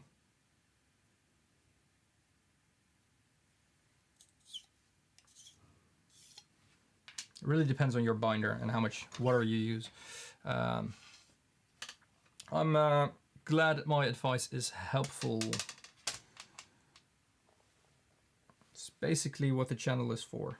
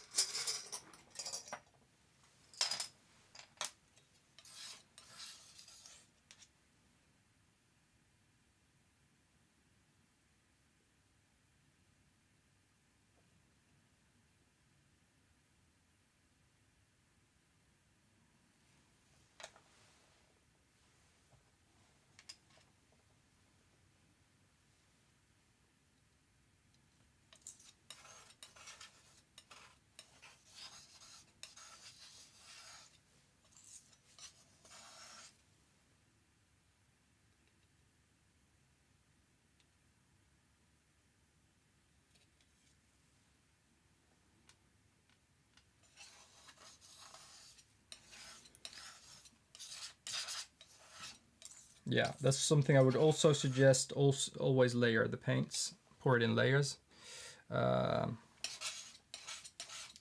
With that though, there is one issue that if you only make enough paint for like one pan,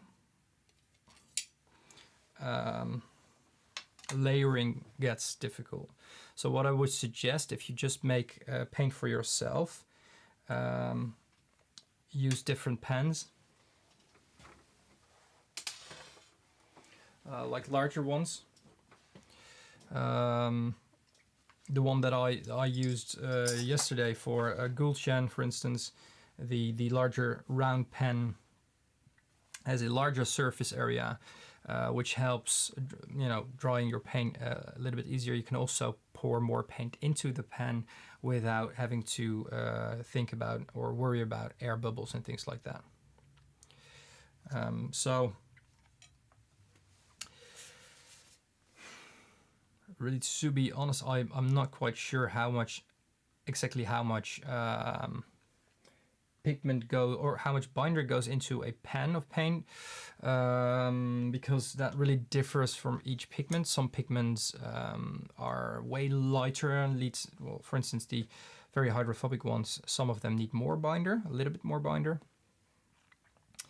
Yeah. Yes, you can definitely put it in a syringe.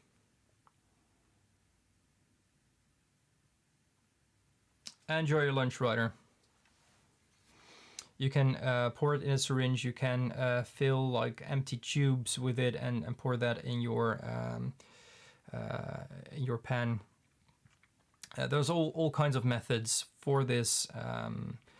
If you have little kind of jars for it as well. If you have the sample jars of Kramer and you use that entire jar just to make paint with, you can scoop the paint back in that sample jar as well. There are always solutions for problems. Just have an open mind and think creatively with what you have. So that's for the sample jars. In that case, if you order larger quantities, you don't have those, so that it will get more difficult.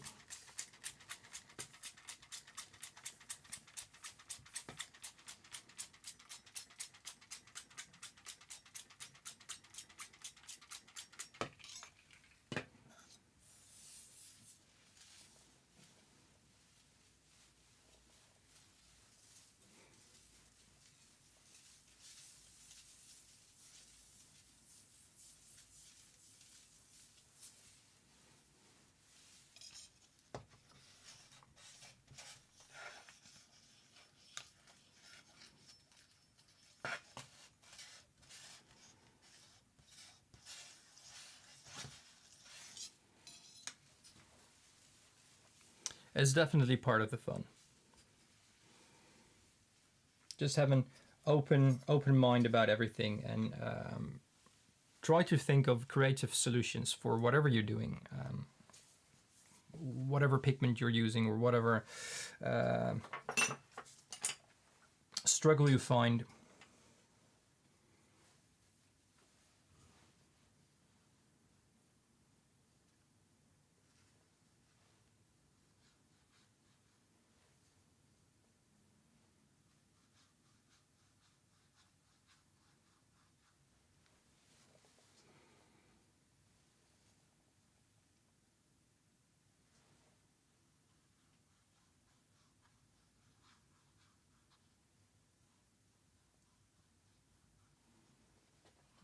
Let this sit here while I'm going to clean this.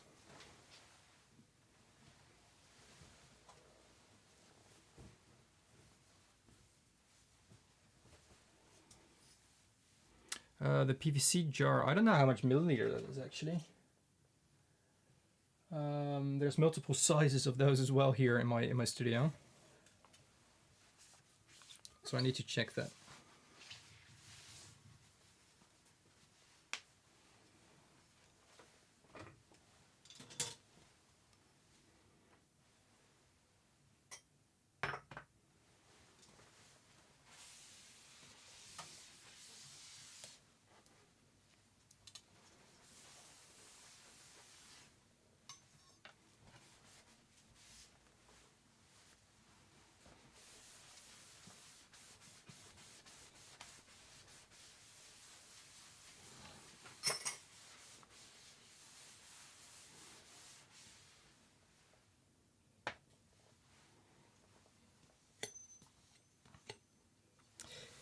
I truly love this version of it. I have it in my essentials mixing palette, 14 colors that I offer in one palette.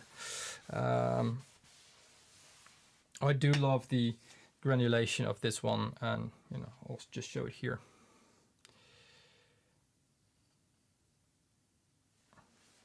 Let it dry over here so you can see it for yourself, or just doing it like this. I really love this this version, the Cobalt Cerulean. But yeah, there's people that try to avoid this this Cobalt version for the reasons that I just shared, especially making it. But yeah, this is just the one that I like most out of the cerulean options that are on the market. So there's that. I'm just going to get one more cup of coffee. I could just put this on then.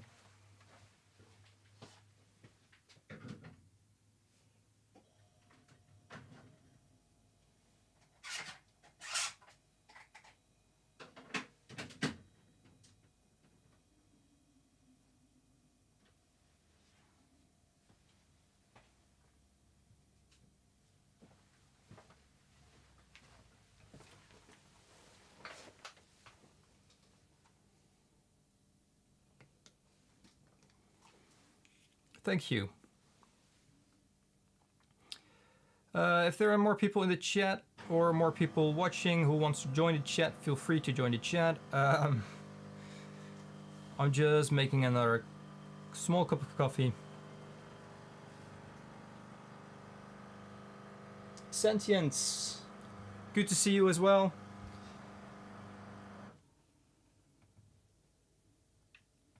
I mean, I could show how to.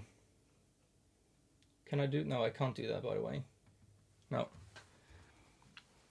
I thought I should be able to show you how I make a 3D scan out of my Muller, but it has a camera in it, and I'm currently at the max of my cameras that my stream can handle. So even if I don't use the camera as a source, but just use my screen, it will crash a camera, and I'm not sure which one it will be, so I'm not going to do that.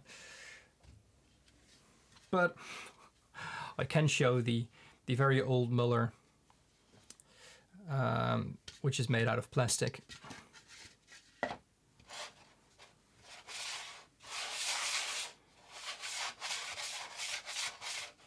Which is really weird.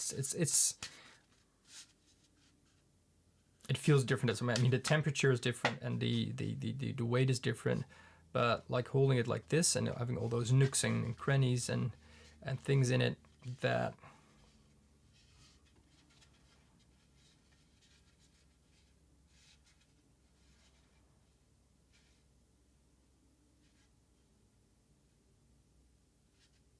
yeah, it's a nice thing.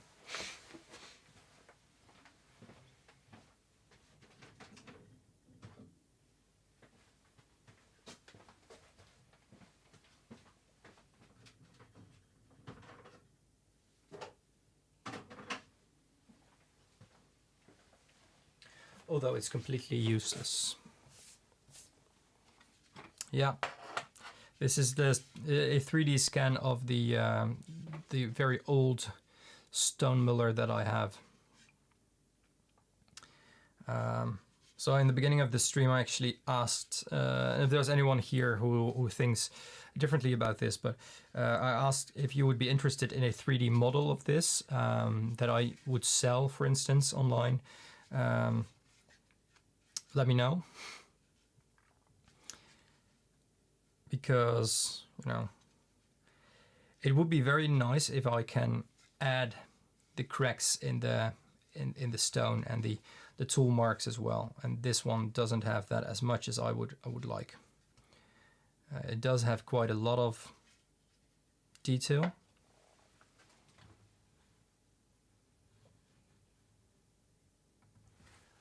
Was there a lag just now? Just wondering.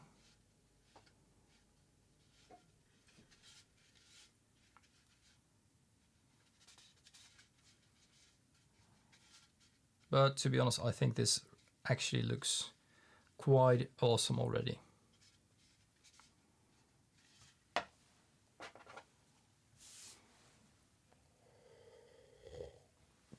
I have cerium red, yes. I can show you an example after my coffee.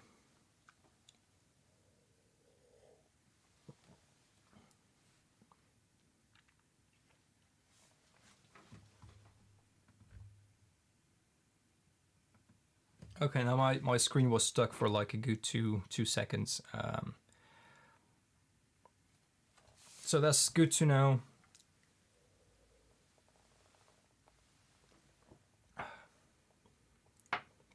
That was way too small.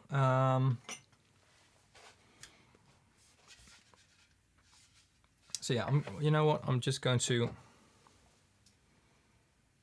Shall I do that now? Ask around.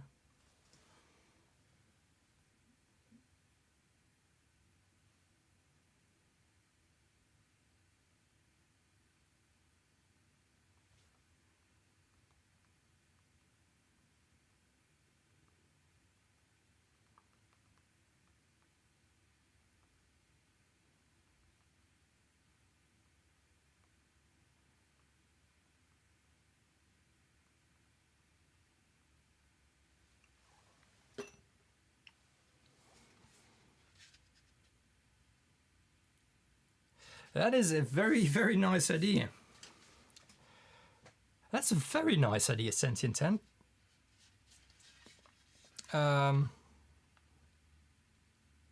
Ooh.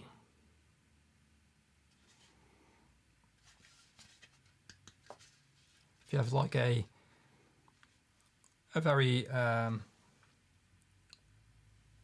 if you're working with a concrete that can get a lot of details as well, a higher resolution scan of this might be better, because now it's like I printed it in the highest resolution of my printer, and you know, of course, when you're going to print in resin, you can get a much higher resolution, but my resin printer isn't good enough.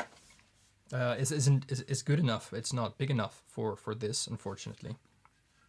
I won't invest in anything new with that. It's just too much of a hassle for me, and I'm not using it enough for that.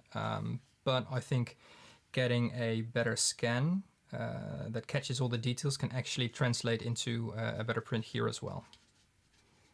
Hopefully, because I would need to invest in a better scanner in that case. I'll ask next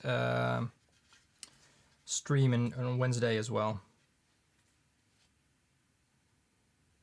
if anyone would be interested.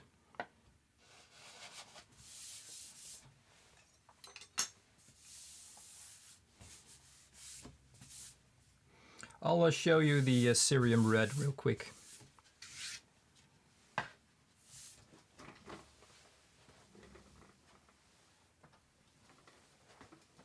This is PR265, quite a heavy pigment.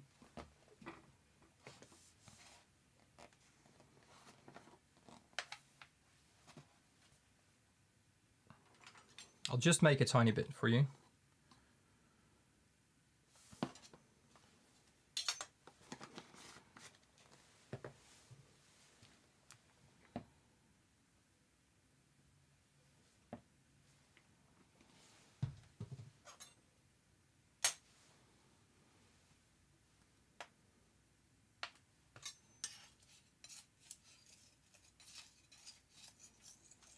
It is quite a scarlet red, and the webcam really doesn't do it justice. It is way too... Well, you can see it in the shadow, weird enough. If I turn off this light, what happens then? It's not much of an improvement.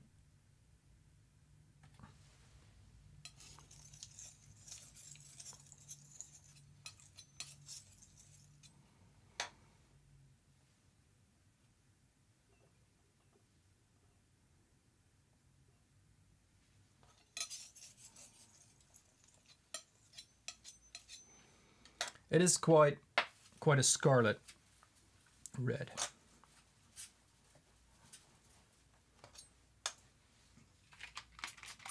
And I will just immediately swatch whatever I'm milling here.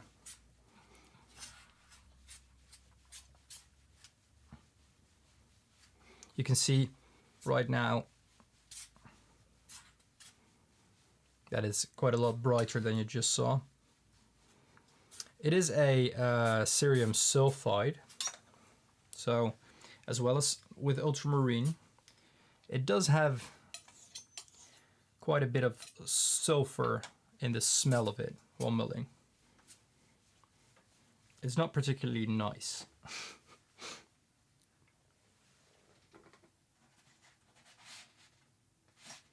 Let me have a look if I have something.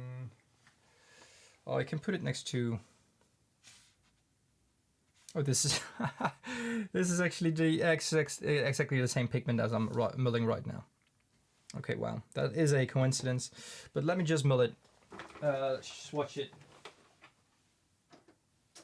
next to it.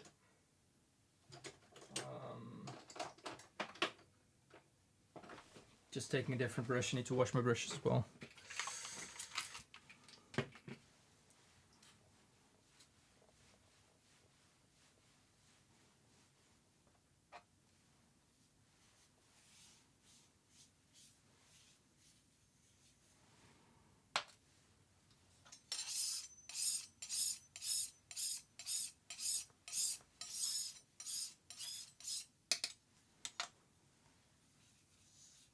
So as bright and as scarlet as it may look here for me, it is it dries up to be a bit darker, as you can see in the swatch next to it.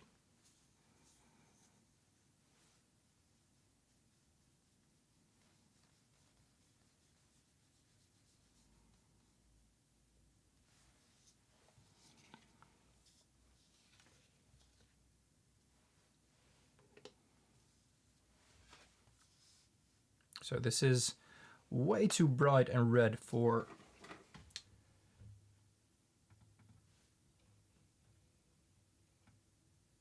this. Let me just quickly get to the settings of it to see if there's anything I can do to get it a little bit closer to real life.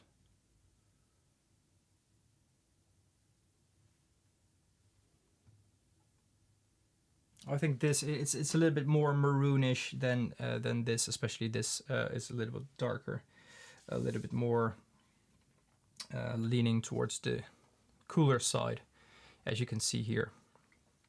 It is a very lovely pigment. It's slightly granulating, as are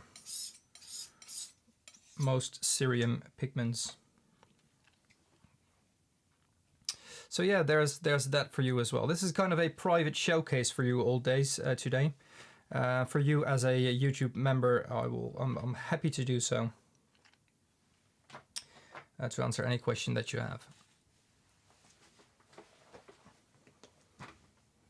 So if there's anything else, let me know. Otherwise, I think I will go offline in a bit. The cerulean dried nice as well.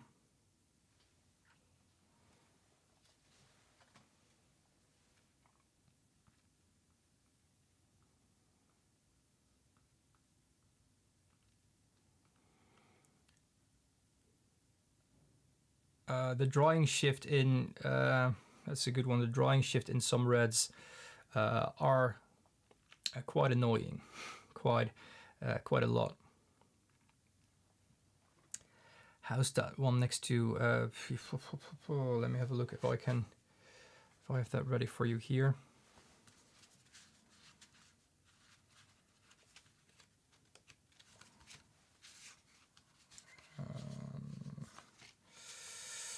There's quite a lot of difference there. This is quinacridone PR206, which is way more similar. It's maybe a little bit more orange than this one is. But Perylene Crimson here is almost violet next to this one. And a real scarlet, it's not even a real scarlet, but my Pyrrole Scarlet, it is a real scarlet. That is one that it has, doesn't have a lot of drying shifts. Quite a bright orangey red.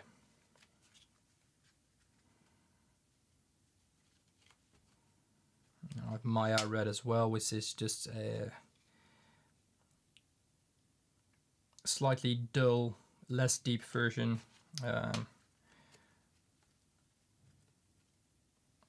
of this same red, but it's, you know, it's also a preference thing, I think. If you don't like granulation, this red isn't for you. So if you like to have non-granulating colors and you don't like that effect, the texture, that pigment property, this one isn't for you. I think quinacridone, which one is it? PR206, that is closest to it, I think.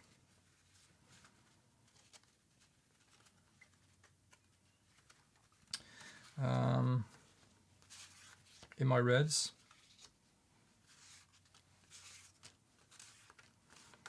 I have Pyrrole Crimson, which is more blue.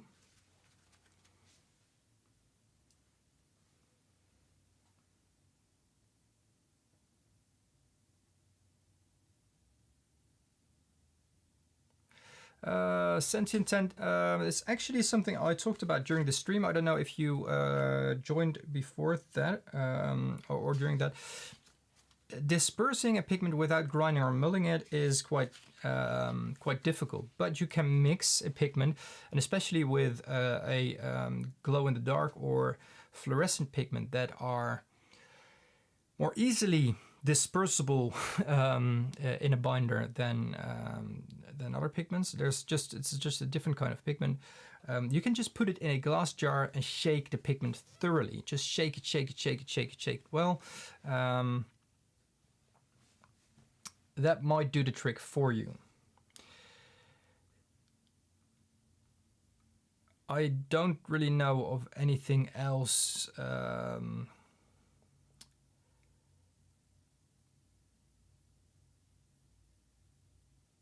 that wouldn't damage it, to be honest. Like, there's nothing, everything that I use for making paint involves a form of friction, whether it is a pestle or mortar or your slab and your muller or you know, anything like that. There's always something that kind of grinds the pigment together. Old ball mills use ceramic bowls that, you know, keep tumbling around to make that dispersion. You have the 3-roll mills that just press the pigment very finely in a very high pressure and a very narrow space to just press it together. So I think that's the only thing I can think of. Maybe don't use an emulsion blender, since the force of the knife is quite aggressive. But maybe you can use something like a resin mixer or something like that that just mixes it around, or maybe, you know, something out of a chemistry lab to make to mix mechanically without destroying the pigments, without damaging them. So yeah, just an idea. The glass jar and shaking that is something that I spoke about to all days. If you're worried about pigments flying around in your room, for instance, you want to make paint, but you only have your bedroom and a desk, for instance, and you want to make paint there, what I would suggest, put the pigments in a jar, put binder, you know, the same amount of pigments and binder that you would do on a slab, put those together in a jar, shake it thoroughly, and then you know, after it is settled, so after all the dry pigment particles are settled down in the jar, pour it on your slab and start milling to avoid the dust. So yeah, there's solutions for everything, as I've said before.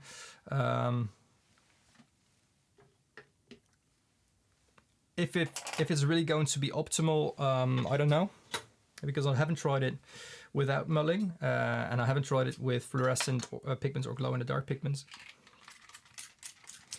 So there's no promises here. There's no guarantee it will work, but it is something you could definitely try.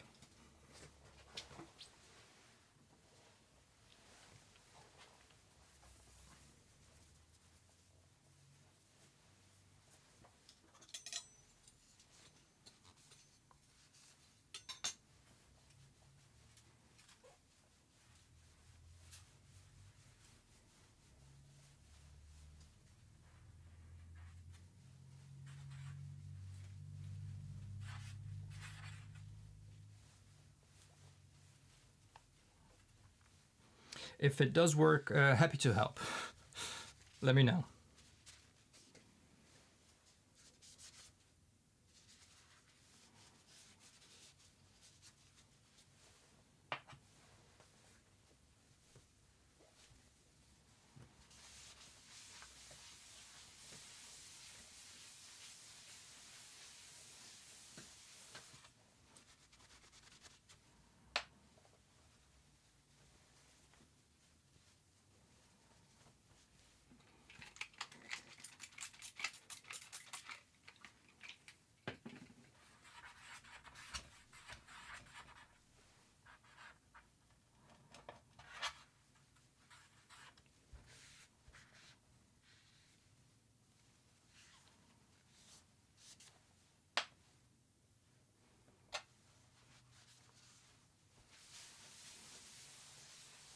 Happy to help all days. As I said, it's kind of why I have this channel. So I'm really happy that I'm useful for somebody here. So PB35 for the pigment, that's well, that hasn't been on my slab now for just one pigment, I think. Is there anything else I could show or share or tell or that I can quickly make that's actually for producing paint that I need to do as well? Did I mill Arenite before? I need to check whether that is actually. Wolfgang, welcome to the chat, and you are very welcome. Arenite, I don't think I have that. I don't know if I have that. Let me first look that up. Sounds like something without a pigment number, so I'm going to start look there.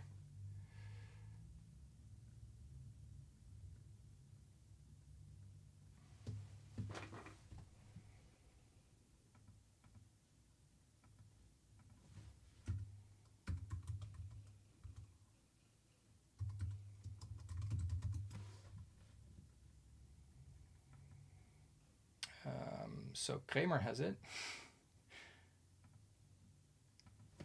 So what we're looking at, it's a rare and traditional mineral pigment that can be found in the province of Aragon in Spain, and it means sky stone. The bluish color resembles a color of a pale Prussian blue.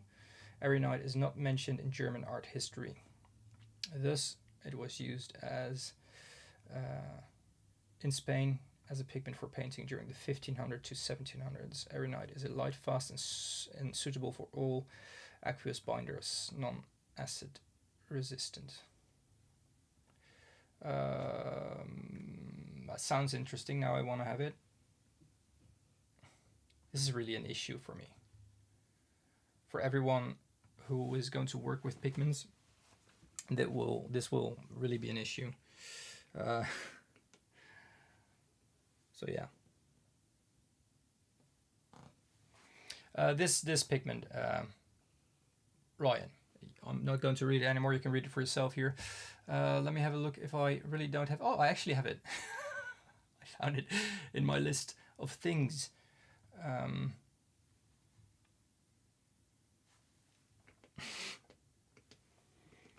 We can do this. In the meantime, I'm just going to have a look if I can actually find it. It should be somewhere within the green. I have it. I'm so glad I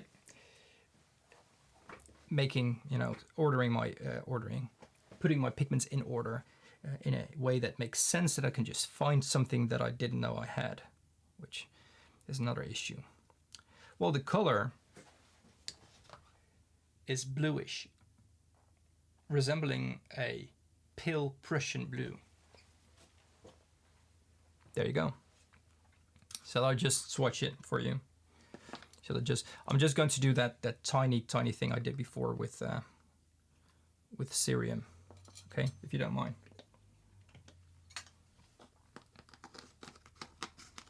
Because I also see it's quite an expensive pigment, and I actually had the 20-gram jar, which is close to 40 euros.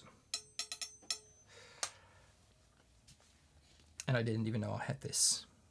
Like I said, that's an issue sometimes.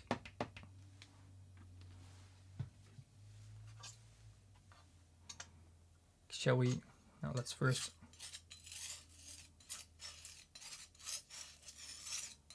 I wouldn't say it's a pale Prussian blue. It's on camera. It might be a pale Prussian blue. For me, in real life, it is more green than that.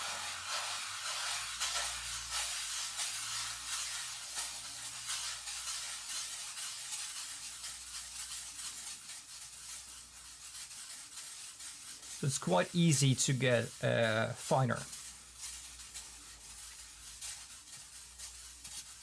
That's one thing that I notice while milling this. It starts a little bit gritty.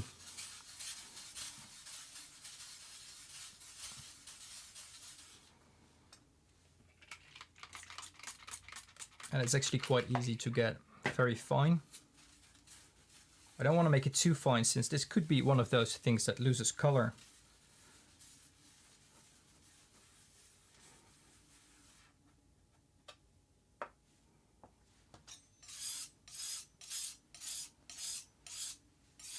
For me, it is more green than you see here, by the way. It is...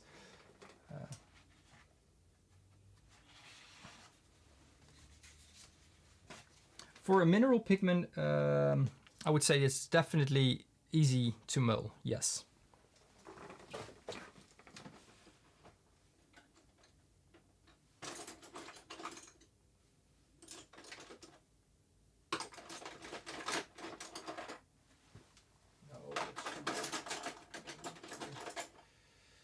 Something a little bit smaller.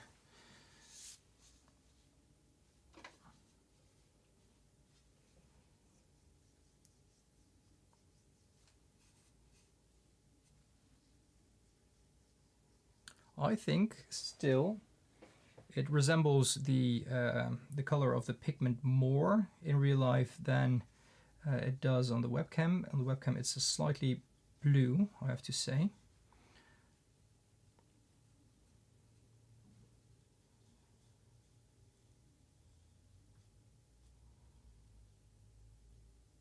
Trying to get a full mass tone here on the paper as well. And let's do a wet in wet.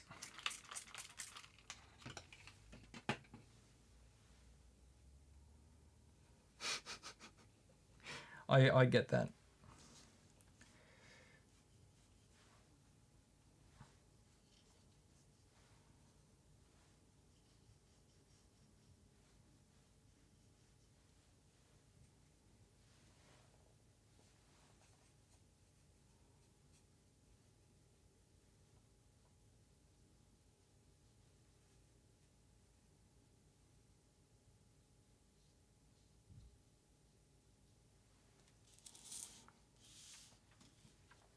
This mass tone, yes.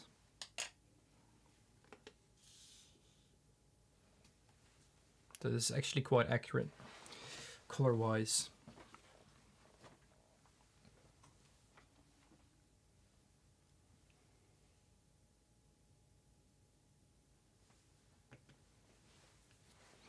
So there you go. And thanks for reminding me. Yeah.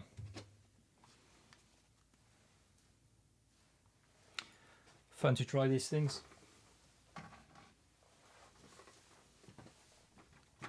It is a mineral pigment, so you always get more structure, like something like granulation in those than you would get out of synthetic pigments, most synthetic pigments. But I will, I will let it dry, and I will put it under the spectrometer as well. Let me just open that first. Oh, that's weird. Let me have a look.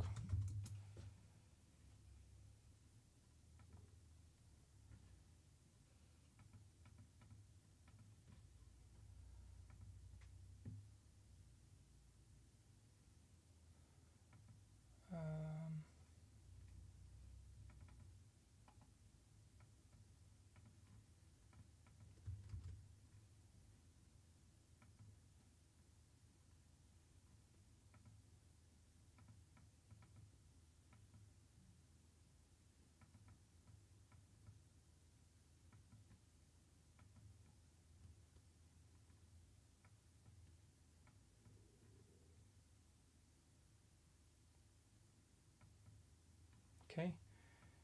Yes and yes. My NYX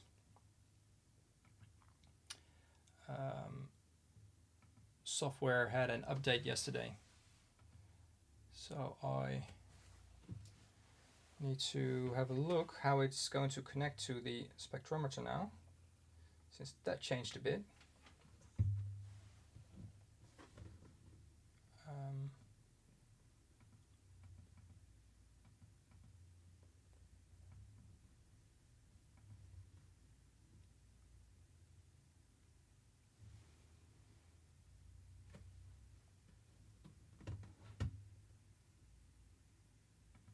There we go.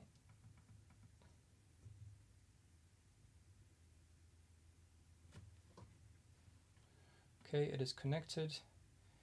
It is calibrated. I'll add this to it, and okay, so this is different, I think. Let me quickly scan the mass sit for you to see how much the software changed. Can we do apply? Okay. Oh, I really don't know. Yeah, this is not a substrate. I don't want to have a substrate. Okay. Add color bar. Undefined. There we go. That we need to do. And with this, then I need to click measure. Then apply it, and then have this. Okay, there you go. But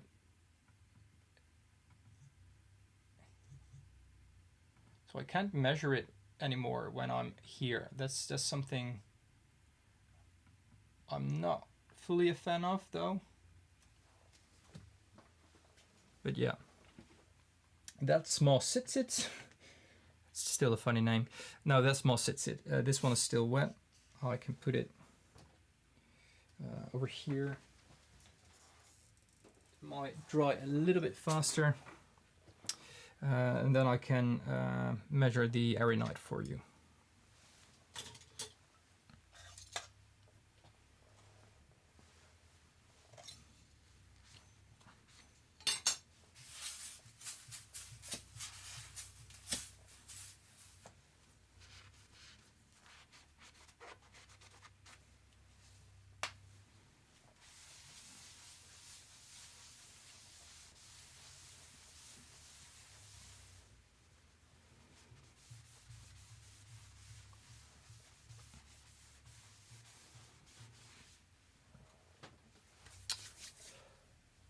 So let me have a look. No, that's still drying. What to do in the meantime? I could talk about my plastic muller again, but you know that's getting old, I think. Not as old as the muller. I'm sorry about that.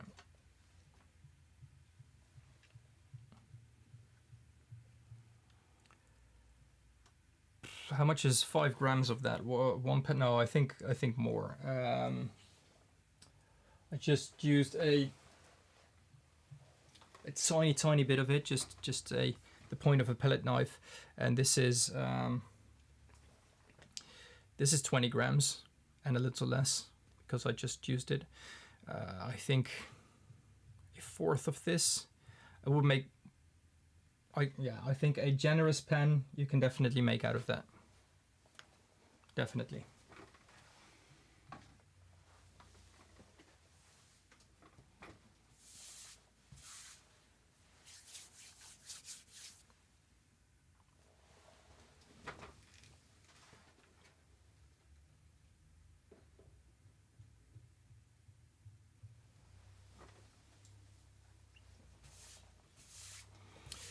A super niche pigment. Well, it's kind of my thing, but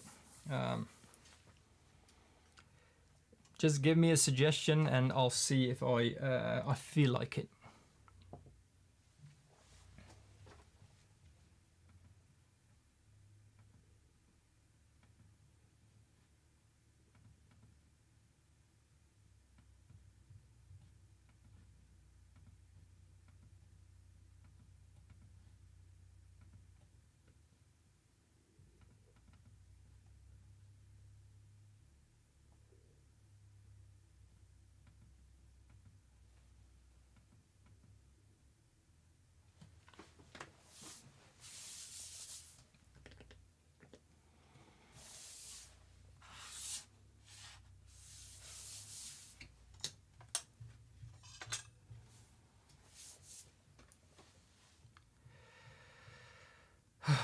Another one of those. First need to have a look if I have it. I have it. It's right above there in the list. But I need to know what it looks like first.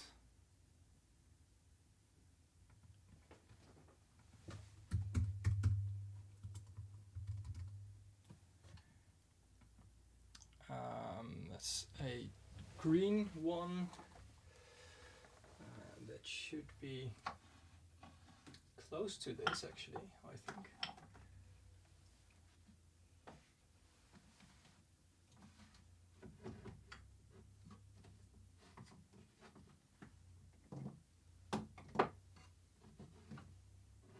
Maybe this one is a bit more of a challenge.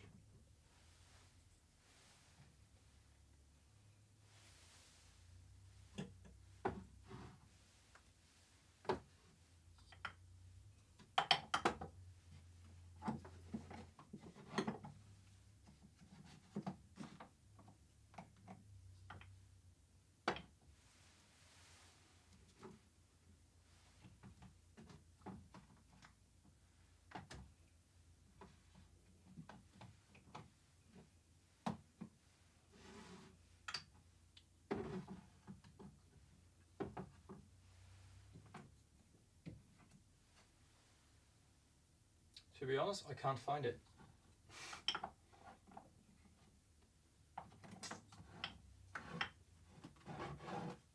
Which now turns into a quest of finding it. Takamite, I don't know if I have that as well. Let me just look at that. You're now naming things that like I haven't used. But I might not have that one to begin with.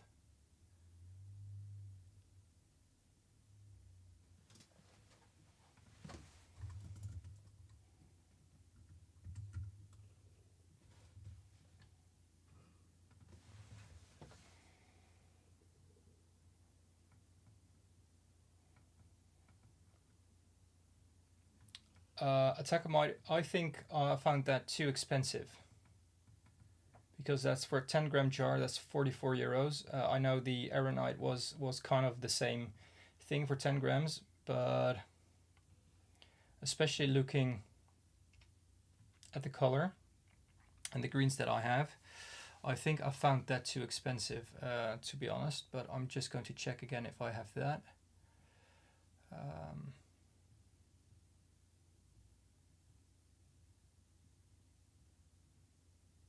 No, doesn't seem to be there. I can check my other greens here.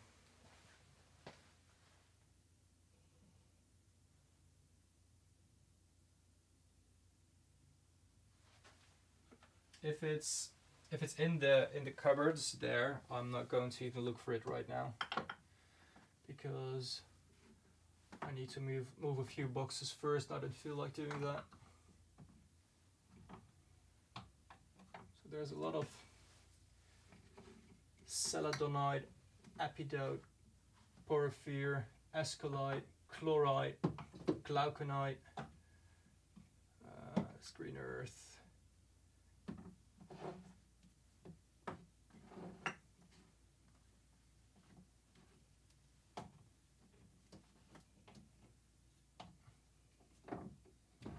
Burnt glauconite,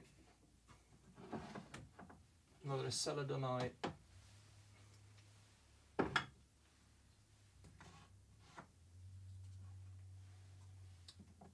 dioptase, another celadonite, sap green, that was arenite,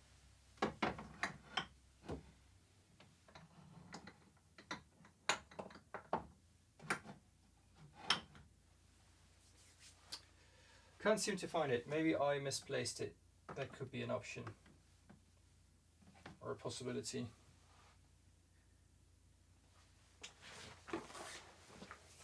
So can't seem to find that one. In the meantime, the swatch dried. I put it above the heater, so above a small heater I have over there. So it is a bit curled up, the paper, but that is okay for swatching. So yeah, this one I don't have, but let's measure this. So this is the solid color that it gives, the colorimeter, or the spectrometer in this case, and this is the curve. So it's a nice bump here. I'm going to do the wash. This should be a bit lighter. So if you were asking about all the numbers you saw on the Pigment website, these are all the numbers here. You see it here, all the information that gives this graph over, you know, all the wavelengths that are visible here. And in the wet and wet wash, it's just a same curve, higher line. So as a difference between that and the, it's weird that I can't measure anymore while I'm in this. This is just a lower line, same curve.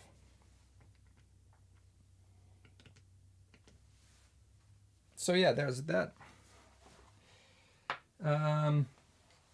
Yeah, I will look for the other pigment soon somewhere. I think I don't really have that as a priority, to be honest, although I do want to find it now.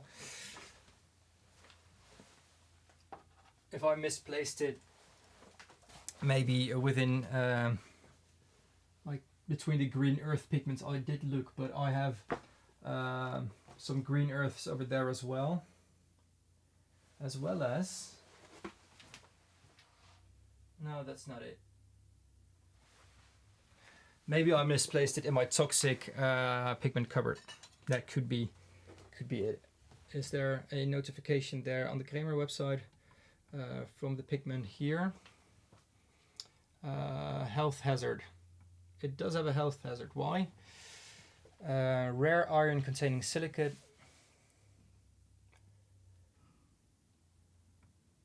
Oh, that's why I couldn't find it.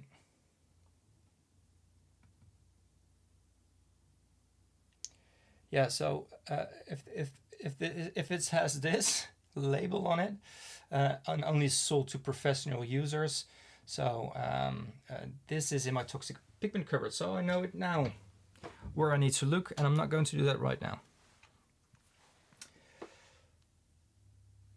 But yeah, this is a lovely color.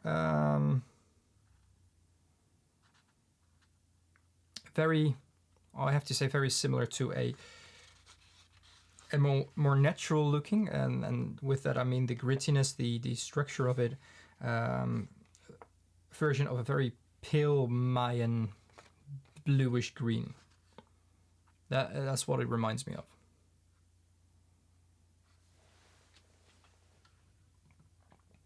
And then we talked about this pigment, obviously, which translates into a watercolor that looks like this. So yeah, I think I'm going to call it a day when it comes to streaming on YouTube. Although there's one more thing that I would like to check here, since I talked about that during other lives. Let me quickly have a look how it is right now with that, how it's going. It's getting slightly less, but I talked about that one reel that went kind of viral-ish. It now has 2.6 million views, which is crazy. But it's getting less. Like 2 days ago, it had like 800,000 views over the last 48 hours. Now it only has 600,000 views over the last 48 hours, so it's getting a little bit less, but for something that only lasts 7 seconds,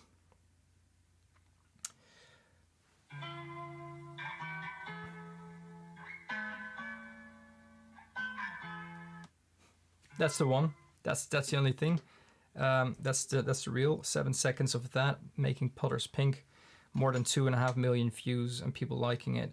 Not 2.5 million people liking it, by the way, but it's weird. But I do like something like that is happening on my channel as well. But yeah, it's kind of weird looking at it like that. Not making a lot of money out of it, but it's getting a lot of views. It's attracting some new followers, and you know, having something without any information, just showing with it very short sound, just showing something very abstract, like making paint out of context. Just kind of the satisfaction, aesthetic look of it. That attracts people. Well, my channel is actually all about giving information. Yeah, that's not even on Instagram. That's a YouTube short. I have things on Instagram like that, especially I think 2 years ago. Instagram went kind of crazy with the reels and pushing them to everyone. I had one reel making, I think it was a golden mica that almost did 20 million views on Instagram. But Instagram isn't something you can monetize here in the Netherlands, so I didn't make any money out of that. That was a shame, since there were a few that did 10 million, 5 million views, things like that. So I never got those numbers here on YouTube. This one comes very close, I have to say. It feels like it's coming very close, at least. But it's only 10% of the views that reel had on Instagram. Yeah, for me, it's I don't live on those for those videos either. It's like it's a good way to let people know about my channel. I think that's it. And if they are interested and see my channel and they click on it and you know they find it interesting enough and they follow me, it's a win for me. But it's definitely not a format that I have as a priority when it's about the idea about my channel, behind my channel. So I just want to inform people. I just want to be an educated kind of educating content channel about making paint and pigments. helping people out wherever I can. Slowly, kind of, I don't know if it's as a business selling paint. I don't think it's the smartest thing I can do, actually, to give everyone the inside information about how to make paint and everything there is about pigments. But I don't think that's me either. Especially, you know, the rant from last week. That's, I don't want to be that person that just uses false marketing or informative marketing to sell my products. I'd rather show how I do everything and explain how I do everything. Of course, there are a few secrets that I will keep. The exact ratios of my binder is one of them, and I think it's one of the few of them. I'm not sharing contacts that I made over the last 3 years because of privacy reasons of my contacts, and also because it took me quite a while and a lot of hard work to make some of the contacts that I have in the pigment industry. So, you know, those are actually one of the few things I'm not sharing here. And I think that's reasonable enough.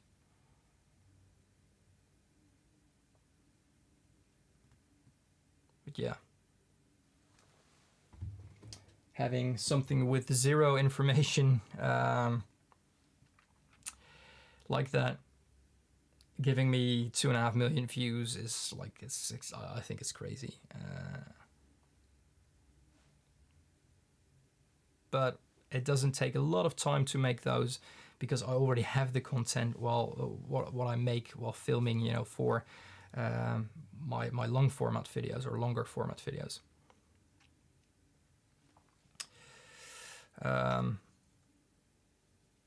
No, and there's quite a few of ASMR paint making things out there that have millions of views for very long videos. I'm actually quite jealous about some of those. I mean, that's like a passive way of getting income. Yeah.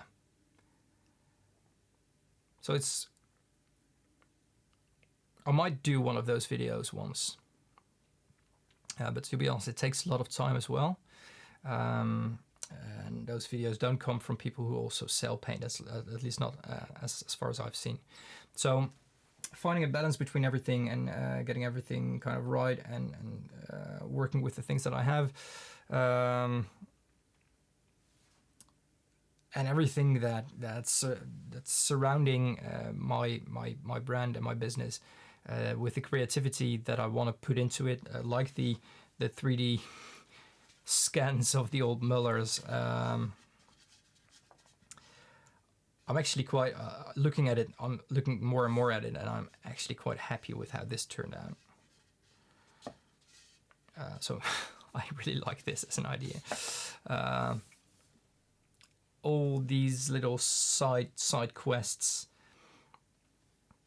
that I do around it. It's, you know, might not be interesting for a lot of people, but for me, it's part of what I do. It's part of the things I work with and the things I find interesting, and people have to accept that's what I do.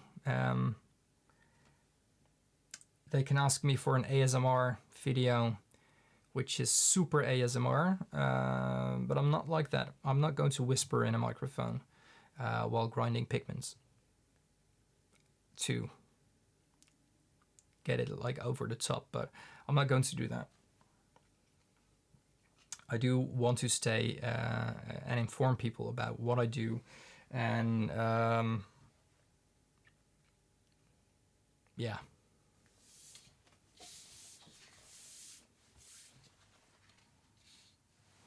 Yeah, especially the paint mixing, like wet paint mixing. There's a lot of fake stuff going out there, and that is just for the views. That is just so wrong. Same as some of those life hack videos that that you see now and then, or that I see now and then at least.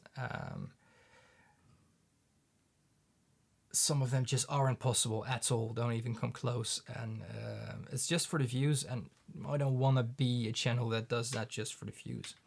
I mean, I'm like live for the last 3 hours, and there's only 5 of you who are watching. Sometimes it's less, sometimes it's a little bit more. It's an unscheduled live, so I get that. But for me, that really doesn't matter. All days, in this case, you had a lot of good questions, and I'm happy to show you all of this. You're a member as well. I'm not someone who would kind of wants to ask money for things, but I do make an exception, like doing all these things in a live, because you are one of my members. I think that means just a little bit extra to me, or you know, if someone would tip me or give do a super chat on YouTube, I would go a little bit further, do the extra mile, a little bit more than just if there would be no one in the chat, if there would be no one like supporting me, and I'm just throwing expensive pigments on my slab to show anyone who I don't really know if they even care or not. If you get that kind of, so I'm happy to do these things as well. And if one of my videos gets one of my longer videos gets millions of views like that, I would be very happy with that income wise, but it's not something that I would chase just for the views. So yeah, there's that. There's my bit of honesty about my time on YouTube. It hasn't been long. I mean, I've created this channel I think 3 years ago, but I've only been serious with this for the last year and a half, maybe year and a half, I think. Year and a half.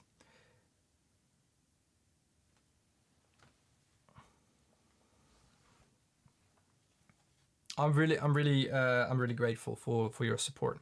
I really am. So yeah. So I'm also like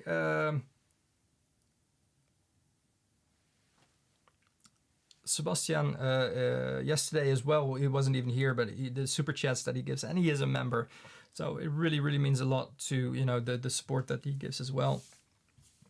And I hope people actually kind of see, you know, by kind of doing that little bit of extra support, giving you more information or helping you where I can a little bit more than usual.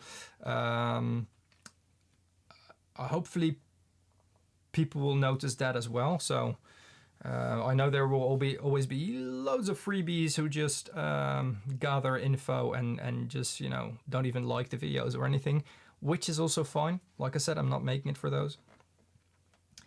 But getting the appreciation really means a lot to me, more than I can tell here, more than than you would notice from me. And also that really means a lot to me all days. The travel kit video. It is I think a very neat kit I created. I think I only used it once outside of my, apart from shooting that video, I only used it once.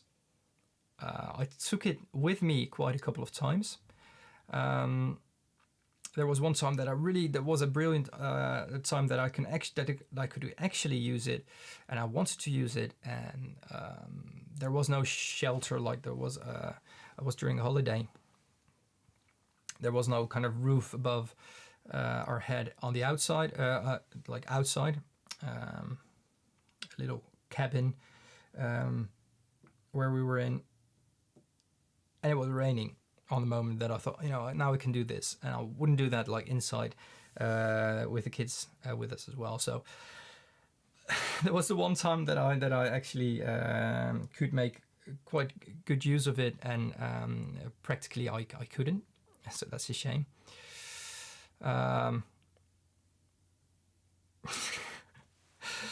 Thank you. I will do a new one of that in the near future. I still need to kind of find room for some stuff here. Although, you know, space-wise, it's a little bit more compact, but it's not connected to the house. So safety-wise, for the pigments and, you know, everything else, this is way better. But there are some boxes that I just can't fit anywhere. So yeah.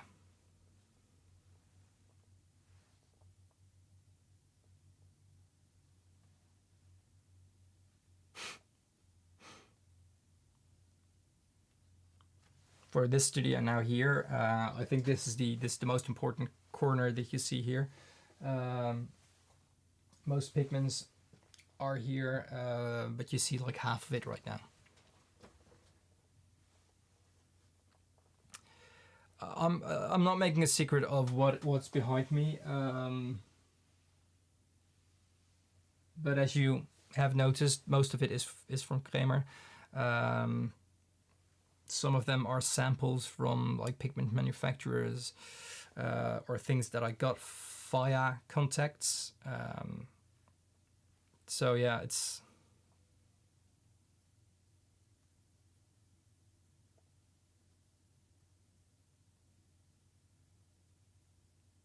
what do you mean?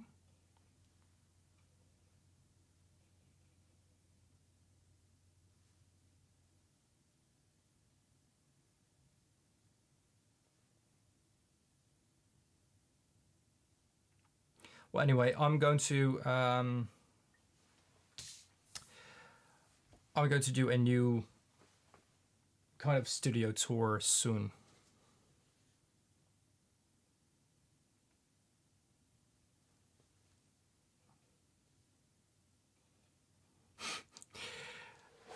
A lot of things. Yeah, there's a lot of things.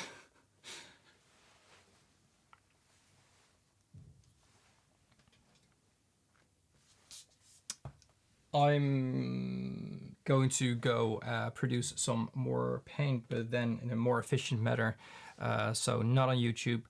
But I was very happy to help. I was thank you for joining, for those of you who are here. And probably I'll be live again next Wednesday. I think Wednesday evening will be the next live. So make sure to turn on your notifications of my channel if you want to be updated when I go live. All days I'm not going to do that. I'm not going to line all my pigments in that order, because I think that would literally drive me crazy. I have way too much earth greens, for instance, that will be there are way too much yellows that look alike. Thank you so much, Sentience. Thank you so much. Really appreciate it. As I just said, I can't show how much I appreciate it here. It's that feeling. But thank you. I really appreciate it. And I'm going to highlight it to see what color you have. You are yellow.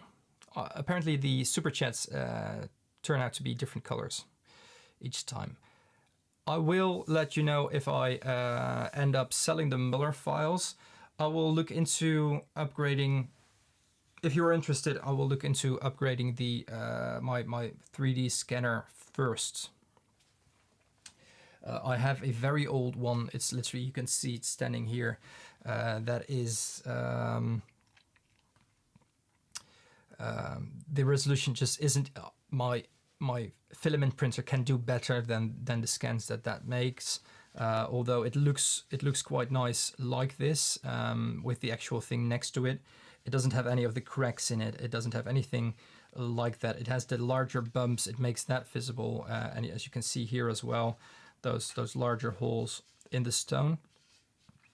I think it will be nice to be able to actually make a true scan of the actual product. How long did it take to scan this? I wish I could show you. I can have a look if it works. Okay, that's all I can promise for now. I can have a look if it works. Let me just connect it quickly.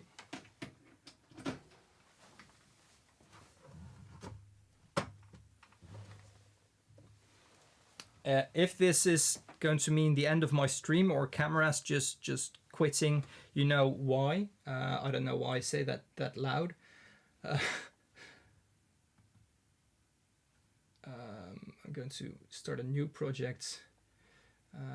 Yeah, I'm going to call it Untitled. A new scan of it. And it's not showing the camera here, which I was afraid of. I was afraid of that. Let me have a look if I can. Let me quickly have a look if I can do this. I'll be right back.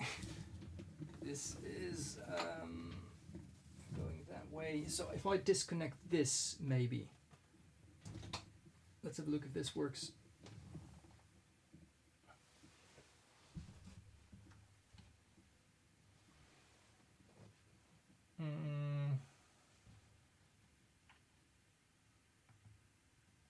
So I really want this to work.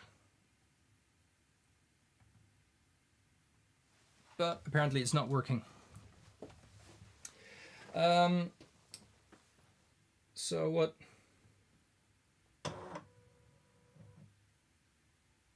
No, it doesn't show it.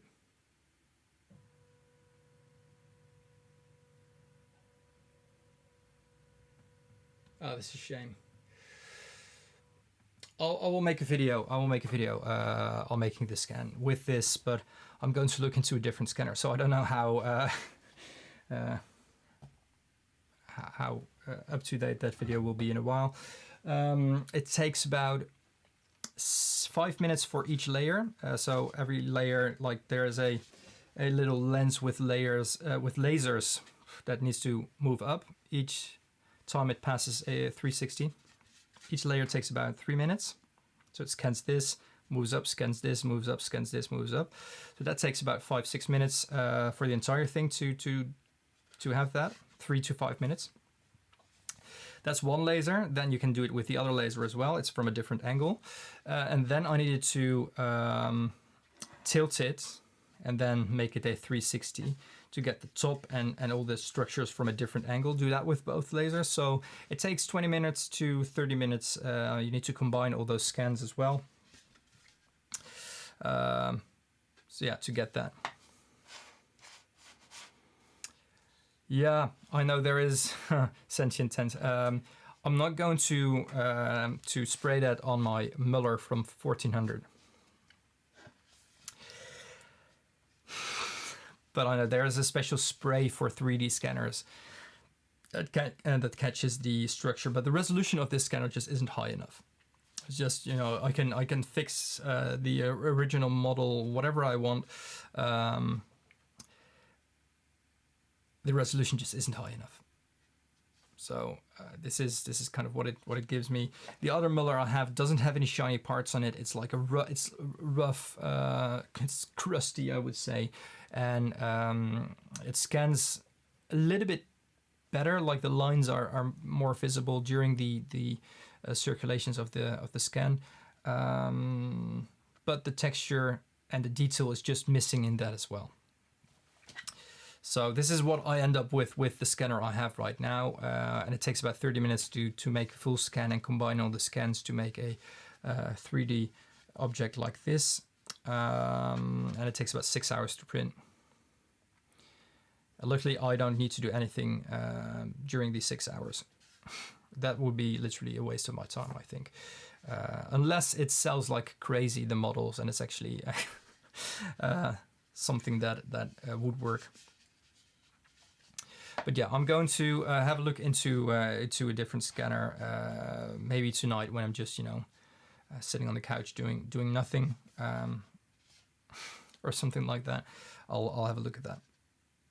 but I do like the idea. I'm actually very pleased that it ended up being this with the minimum like amount of good tools that I have for it. It's a good 3D printer. It's not such a good scanner, and it still ended up being quite a lovely thing to look at and appreciate like this. So it would be nice for people, and that's why I thought of that. And then I'm really going to go offline, but it is quite hard to find things like this, like the original thing. And when you find them, they are quite expensive as well. They can be quite expensive.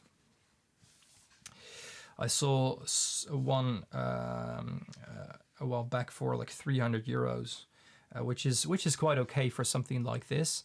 But actually, a museum bought it, so I couldn't even show any interest in it anymore.